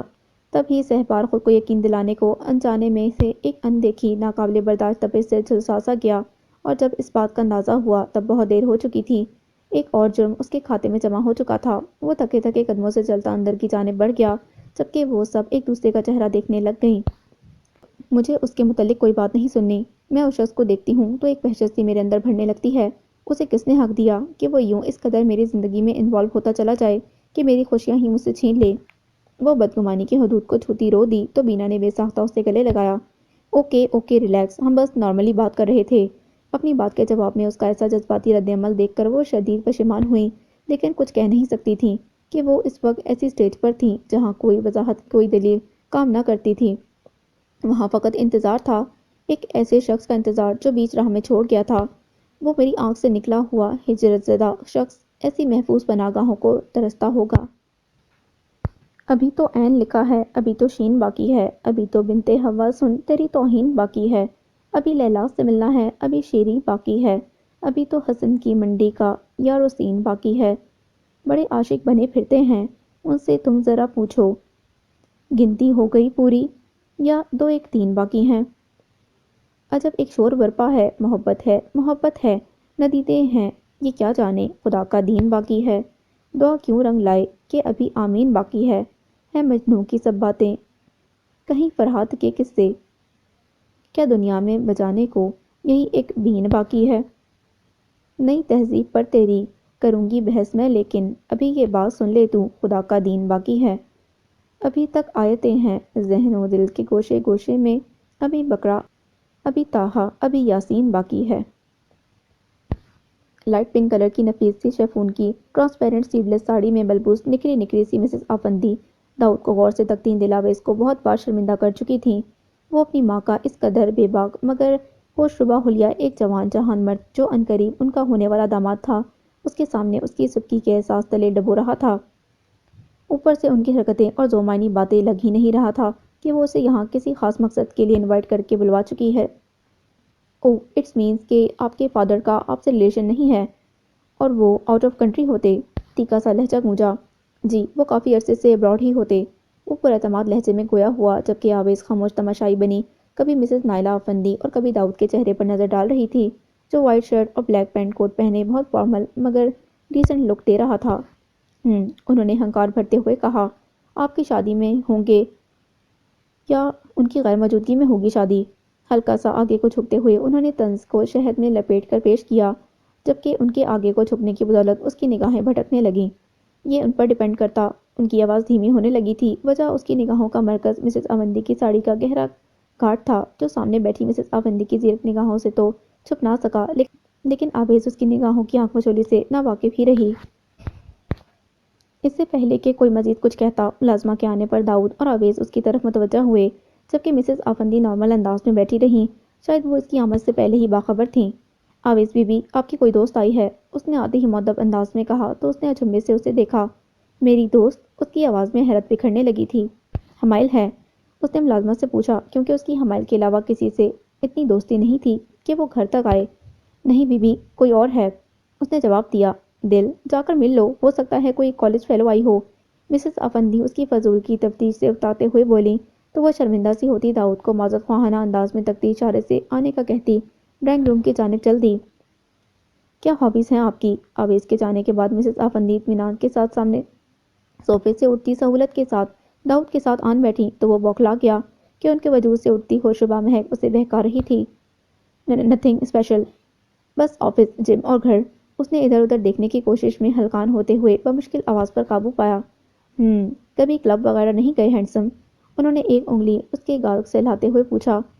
متبسم لہجہ کھوجتی آنکھوں سے ہرگز میل نہیں کھا رہا تھا۔ نہیں، اس نے پیچھے ہونے کی کوشش کرتے ہوئے کہا۔ اس کے سرکل میں بولڈ سے بولڈ لڑکی اس سے ملتی تھی، جو پل میں اپنا آپ نچھاور کرنے کو تیار ہوتی تھی، لیکن پاس بیٹھی عورت میں نہ جانے ایسی کیا خاص بات تھی اور کشش تھی کہ وہ نروس ہو رہا تھا اور ہزار قابو کے باوجود بھی بہک رہا تھا، اور وہ یہ افورڈ نہیں کر سکتا تھا کہ وہ آویز کو کم از کم اس وقت کھونے کا رسک نہیں لے سکتا تھا۔ تم اتنے شاندار مرد ہو، تو پھر تم نے آویز جیسی دبو لڑکی کو کیوں چنا؟ اس کا چہرہ اپنی جانب موڑتی وہ اس کے گریبان کے بٹن کھولنے لگیں۔ اس کوشش میں وہ اس کے بہت قریب آ چکی تھیں۔ میں اسے پسند کرتا ہوں، حلق ترک کرتے ہوئے اس نے کہا، جبکہ نگاہ کا مرکز دیکھ کر مسز افندی کے لبوں پر تمسخر سا پھیل گیا۔ اوہو ینگ مین، مجھ سے کھیلنے کی کوشش مت کرو۔ وہ ٹوکتی ہوئی معنی خیز انداز میں مسکراتی اس کی ناک سے اپنی ناک ٹکرا گئی تو وہ تھرا گیا۔ آپ غلط، اس نے کچھ کہنا چاہا۔ گھاٹ گھاٹ کا پانی پی چکی ہوں اور تمہارے جیسے مردوں سے دن میں 100 بار واسطہ پڑتا ہے، اس لیے یہ بات تو کلیئر ہے کہ تمہیں آویز سے کوئی لگاؤ نہیں، رائٹ؟ ساڑی کا پلو کندھے سے جھلکتا جا رہا تھا اور سامنے بیٹھے مرد کے ضبط کا شرازہ بھی بکھرنے کا تھا، اور وہ کوئی فرشتہ تو تھا نہیں جو اس حد تک خود پر قابو پاتا، اس لیے وہ ہوش کھوتا ان کی جانب سرکا تو وہ اس کی آنکھوں میں دیکھنے لگیں۔ ہاں یہ سچ ہے کہ میں آویز کو پسند نہیں کرتا، لیکن مجھے اس سے شادی کرنی ہے۔ وہ ان کی گردن کی جانب جھکتا مدہوش سا بول رہا تھا، جبکہ ان کے جبڑے تن سے گئے۔ اس سے پہلے کہ کوئی حد پار کرتا یا وہ خود پر قابو کھوتی، قدموں کی آہٹ سے وہ جھٹکتے ہوئے پیچھے ہٹا، جبکہ وہ پرسکون سی بیٹھی اپنی بیٹی کو آتے دیکھنے لگیں، جس کے چہرے کی معصومیت اور ملائمت اور اس کی آنکھوں میں سجے کسی کے چاہے جانے کے احساس سے پھیلتے خوش نما رنگ دیکھ کر ان کے سینے میں ہوک سی نکلی۔ میں چلتا ہوں آویز، پھر ملاقات ہوگی۔ آویز کے آتے ہی وہ اٹھا اور اس کا رخسار ہاتھ سے تھپ تھپاتے ہوئے اسے بولنے کا موقع دیے بغیر وہاں سے نکلتا چلا گیا، جبکہ وہ حیران پریشان کبھی مسز افندی کو تکتی تو کبھی لاؤنج کے دروازے کو۔ مما، کیا ہوا؟ اس کا لہجہ خوف سے لرز رہا تھا۔ نتھنگ، اسے شاید کوئی بزنس کال آ گئی تھی اور باقی سب ٹھیک ہے۔ میں اس کے متعلق مزید انفارمیشن نکلواؤں گی، اور تب تک میری ریکویسٹ ہے کہ تم داؤد سے ملنا کم کرو، کیونکہ شادی سے پہلے ملنا اچھا نہیں ہوتا۔ وہ اس وقت بنا کسی پروف کے اسے کچھ نہیں کہہ سکتی تھیں، کیونکہ جانتی تھیں کہ ان دونوں کے درمیان ایسا تعلق بنا ہی نہیں تھا کہ وہ ان پر یقین کرتی، بلکہ وہ الٹا ان سے بدگمان ہی ہوتی۔ اس لیے انہوں نے اسے دوسرے طریقے سے رام کرنے کا سوچا۔ وہ چاہتی تو اس پر زبردستی کر کے اسے دور رہنے کا کہہ سکتی تھیں، لیکن جانتی تھیں کہ ایسے میں وہ باغی ہو جائے گی، کیونکہ یہ عمر کا حصہ ہی ہوتا ہی اتنا خطرناک ہے۔ اس لیے وہ ساری بات سوچتی فہم سے بولیں تو وہ ان کی بات سن کر مسکراتی تشکرانہ انداز میں ان کے گلے لگ گئی، جو خوش تھی، آج بے حد خوش۔ تیرے نام کی مالا جپتا ہے میرا روم روم انگ انگ پیا۔ وہ رکوع میں جھکے زاویار کو یکٹک دیکھے جا رہی تھی۔ وہ بہت پرسکون انداز میں خشوع و خضوع کے ساتھ نماز ادا کر رہا تھا۔ وہ نماز اور تلاوت کے بعد حسب معمول لیٹ چکی تھی، جبکہ اس کی سحری کے بعد کوئی کال آ گئی تھی جس کے باعث وہ آج لیٹ تھا۔ تبھی وہ بستر میں لیٹی غیر ارادی طور پر اسے دیکھ رہی تھی، جبکہ ذہن میں گزری رات کے منظر ڈوب رہے تھے کہ کیسے اس نے نرمی اور احتیاط کے ساتھ اسے دردناک فیض سے باہر نکالا تھا، جبکہ وہ اس معاملے میں اس سے خفا تھا۔ وہ کروٹ کے بل لیٹی ہوئی ایک ہتھیلی رخسار کے نیچے رکھے اسے دیکھتی سوچتی جا رہی تھی۔ وہ اسے کچھ کہنا چاہتی تھی لیکن اس کے الفاظ اس کے حلق میں ہی دم توڑ رہے تھے۔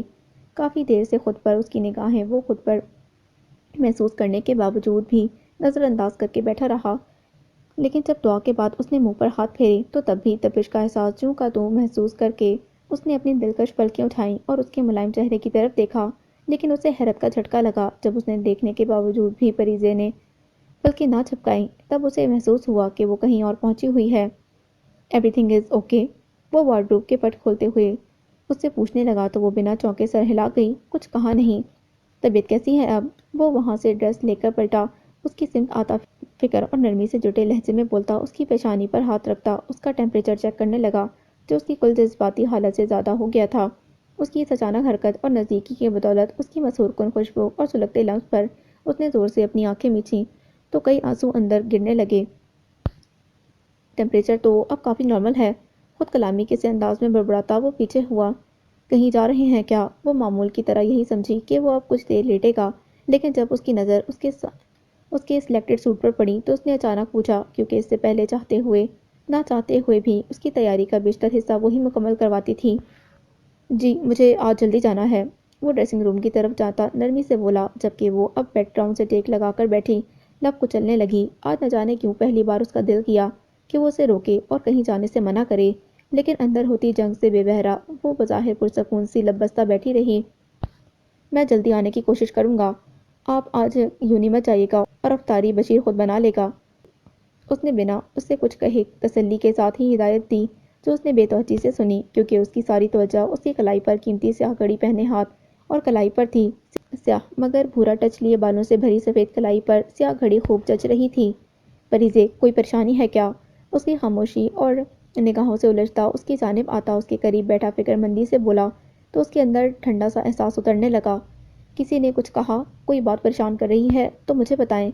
وہ اب کے اس کی خاموشی پر حقیقتاً پریشان ہوتا اس کے ہاتھ تھامتا بولا تو وہ چونکی اور اس کے ہاتھوں میں تھامے اپنے ہاتھوں کو دیکھتے انہیں اس کی گرفت سے کھینچا۔ ٹھیک ہوں میں، بس نیند پوری نہیں ہوئی۔ وہ اسے کچھ نہ کہہ سکتی تھی اور نہ ہی کہنا چاہتی تھی، تبھی سپاٹ انداز اختیار کرتی ہلکا سا دور کھسکی تو اس فاصلے کو نوٹ کرتا وہ خود میں تھکن سی محسوس کرنے لگا۔ اوکے آپ ریلیکس ہو جائیں، سوئیں اور کمرے سے نکلنے کی ضرورت نہیں، اور پلیز پریشان مت ہوئیے گا۔ وہ نرمی اور سنجیدگی سے اسے کہتا ایک نظر کلائی پر ڈالتا خود کھڑا ہوا۔ اپنا خیال رکھیے گا۔ وہ کچھ لمحے اس کو دیکھتا رہا اور پھر ہلکا سا اس کی جانب جھکا اور اس کے بالوں کو ہلکا سا چھوتے پیچھے ہٹتا اپنی چیزیں لیتا وہاں سے نکلنے لگا، جبکہ وہ شدت سے مٹھیاں بیچے چادر دبوچتی نم آنکھوں سے اس کی پشت ٹکنے لگی۔ ہم نے کاٹا ہے ہجر کی مسافتوں کا سفر، ہمیں معلوم ہے پرندوں کا بچھڑنا کیا ہوتا ہے۔ کسمساتے ہوئے اس نے ادھ کھلی آنکھ سے کروٹ بدلی تو اس کی نگاہ نامانوس سے منظر سے ٹکرائی تو اس کی آنکھیں فوراً سے کھلیں تو اس نے دیکھا کہ کمرے میں اس وقت ملگجا سا اندھیرا پھیلا ہوا تھا۔ آہستہ آہستہ اس کے اعصاب پرسکون ہوئے تو وہ ماحول سے مانوس ہونے لگی کہ اس کے جانے کے بعد وہ کچھ پل اس کی غیر موجودگی کو محسوس کرتی رہی اور پھر ساری لائٹس بجھا دیں۔ وہ اے سی فل سپیڈ پر کر کے کمبل فل تان کر لیٹ گئی اور پھر مختلف سوچوں کے تانے بانے بنتے اس کی آنکھ لگ گئی اور اب 1 بجنے والا تھا، لیکن ابھی بھی اس کا دل اٹھنے کو نہیں کر رہا تھا۔ وہ خود اپنے محسوسات سمجھنے سے قاصر تھی۔ یہ بات وہ پورے وثوق سے کہتی تھی خود سے کہ اسے زابیار عباس سے دلی لگاؤ نہیں ہے، لیکن اس کے محسوسات جنہیں وہ سمجھنے کی کوشش میں ہلکان تھی وہ اسے پھر سے سر جنگ میں دھکیل رہے تھے، جہاں وہ جانا نہیں چاہتی تھی کہ وہ مزید اس کے ساتھ کوئی بدمزگی نہیں کرنا چاہتی تھی، لیکن اس کے اندر کی چھڑتی جنگ اس کے اندر لاوا بنا رہی تھی جو شاید سب تباہ کرنے والا تھا۔ وہ مختلف سوچوں سے گھبراتی کمبل خود پر سے ہٹاتی اٹھ کھڑی ہوئی اور لائٹس آن کرنے لگی۔ ایک دم سے ساری لائٹس آن کرنے اور کمرہ روشن ہونے سے اس کی آنکھیں چندیاس سی گئیں۔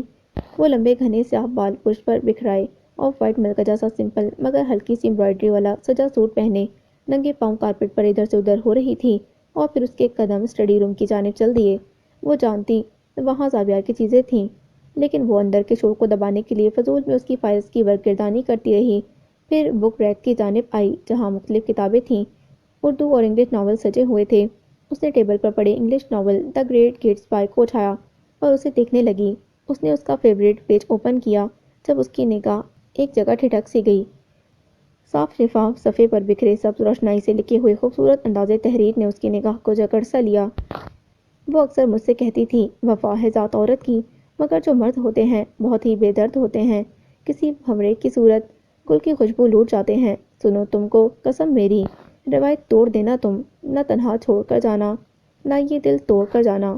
مگر پھر یوں ہوا محسن, مجھے انجان راستے پر اکیلا چھوڑ کر اس نے, میرا دل توڑ کر اس نے, محبت چھوڑ دی اس نے, محبت چھوڑ دی اس نے. وفا ہے ذات عورت کی, روایت توڑ دی اس نے. وہ اکثر مجھ سے کہتی تھی, وفا ہے ذات عورت کی, وفا ہے ذات عورت کی. اس پر بکھرے الفاظ اور ان میں الجھا ہوا درد محسوس کر کے اس کے قدم بے ساختہ لڑکھڑائے تو اس نے بلا ارادہ پاس پڑی کرسی کو تھام کر خود کو سہارا دینے کی کوشش کی, لیکن کچھ لفظوں کی گردان اس کے ذہن میں گردش کرتی اس کا کلیجہ شک کر رہی تھی. وہ نہ جانے کتنے لمحے یوں ہی چپ چاپ بیٹھی رہی اور پھر ادھر ادھر تکتی. وہ مطلوبہ شے اٹھاتی واپس اسی انگلش ناول پر رکھ ان اردو کے الفاظ پر جھک گئی اور پھر کچھ ثانیے بعد سیدھی ہوتی وہ وہاں سے نکل گئی. ہو نہ ہو ایک ہی تصویر کے دو پہلو ہیں, رقص کرتا ہوا تو آگ میں جلتا میں. سر آپ نے ٹھیک کہا تھا, ہمدانی پر اس اٹیک کے بعد کوئی نہ کوئی اس بات کا ری ایکشن ضرور لے گا. آفیسر اس کے سامنے ہلکی سی گرم جوشی سے بولا تو وہ ٹیبل پر دونوں بازو رکھتا اس کی جانب جھکا. تو کیا فائنڈ آؤٹ کیا آپ نے آفیسر, اس نے پروفیشنل انداز میں پوچھا. سر آپ نے کہا کہ اس کا بیٹا ہو سکتا, لیکن اس بارے میں کوئی کنفرمیشن نہیں آئی. لیکن یہ بات نوٹس کی گئی ہے کہ ہمدانی انڈسٹریز اور ولا میں روز رات کو ایک شخص خفیہ حلیے میں آتا اور واپس جاتا دکھائی نہیں دیتا. اس نے ساری رپورٹ اسے پہنچائی تو اس کی آنکھوں میں سوچ کی پرچھائیاں لہرانے لگیں. وہ ہمدانی کا بیٹا ہی ہے. ایک دم سے اس نے سوچنے کے بعد فیصلہ کن لہجے میں کہا. تو سر ہمیں نیکسٹ کیا کرنا چاہیے. اس نے یہ نہیں پوچھا کہ وہ اتنے وثوق سے کیسے کہہ سکتا ہے, بس اس نے اگلے مرحلے کے بارے میں پوچھنا چاہا. ہمیں بس اسے محسوس کروائے بغیر اسے فالو کرنا ہے اور پراپر ایویڈنس کے ساتھ کیپچر کرنا ہوگا, اس نے اسے ہدایت دیتے ہوئے کہا تو وہ مزید کچھ ڈسکشن کرتے ہوئے کچھ دیر بعد اس کے آفس سے نکل گیا. آج بہت عرصے کے بعد اس کا کمرہ اس کے وجود کی طرح بکھرا ہوا تھا. قیمتی show pieces, dressing mirror, books, files, سب کمرے میں بری طرح بکھرے ہوئے تھے, جبکہ دن والے ہی سیاہ سوٹ جو کہ اس وقت سلوٹوں سے بھرا ہوا تھا, جبکہ گھنے بالوں کے گچھے کشادہ پیشانی پر بکھرے ہوئے تھے, جبکہ بھچے ہوئے انابی ہونٹوں میں سلگتا ہوا سگریٹ دبا ہوا تھا. کمرہ مسلسل سگریٹ نوشی کے باعث دھوئیں سے ہٹا ہوا تھا. اس کے ذہن میں بار بار اس کا خود سے رخ پھیرنا اور نفرت کی شدت سے اس کی نگاہوں میں اجھل ہونا یاد آ رہا تھا, جبکہ خود سے اسے شدید نفرت محسوس ہو رہی تھی کہ کیسے وہ اس قدر کمزور پڑ گیا تھا کہ اسے تکلیف پہنچا دی. لیکن اب یہ ساری تکلیف اور اس کا خود سے دور جانا اسے ایک فیصلے پر پہنچنے میں مدد دے کیا. زاویار اسپیکنگ. سنجیدگی اور صد مہری کے ساتھ اس نے کال ملاتے ہوئے دوسری جانب کہا. زید, ایک نمبر اور تصویر سینڈ کر رہا ہوں, مجھے مکمل رپورٹ لے کر بتاؤ کہ اس کی لاسٹ لوکیشن اور کرنٹ لوکیشن کیا ہے. لاسٹ لوکیشن تمہیں آسانی سے مل جائے گی, جبکہ کرنٹ لوکیشن معلوم کرنا تمہارا اصل ٹارگٹ ہے, جو تمہیں ایک ہفتے کے اندر اندر پورا کرنا ہوگا. اس نے سرد لہجے میں بات مکمل کر کے کال بند کی کہ اسے مطلوبہ چیزیں سینڈ کرتے ہوئے موبائل پرے پھینکا اور پھر دونوں ہاتھوں میں اپنا پھٹا ہوا سر تھام کر بیٹھ گیا. سوچوں تو زندگی ہو تم, دیکھوں تو کسی اور کی. میرے دل و جاں, میرے ہم سفر, میں اداس ہوں کوئی بات کر. تیرے لب ہلیں تو کٹے سفر, میں اداس ہوں کوئی بات کر. کوئی بوجھ ہو تو اتار دے, کوئی خوف ہو تو نکال دے. میرا ہاتھ ہے تیرے ہاتھ پر, میں اداس ہوں کوئی بات کر. نہیں یاد کتنے برس گئے, تیری گفتگو کو ترس گئے. میری کھڑکیاں دیواروں در, میں اداس ہوں کوئی بات کر. تجھے چبھ ہے کیسی لگی ہوئی, ابھی عمر تو ہے پڑی ہوئی. ابھی مسکرا ابھی غم نہ کر, میں اداس ہوں کوئی بات کر.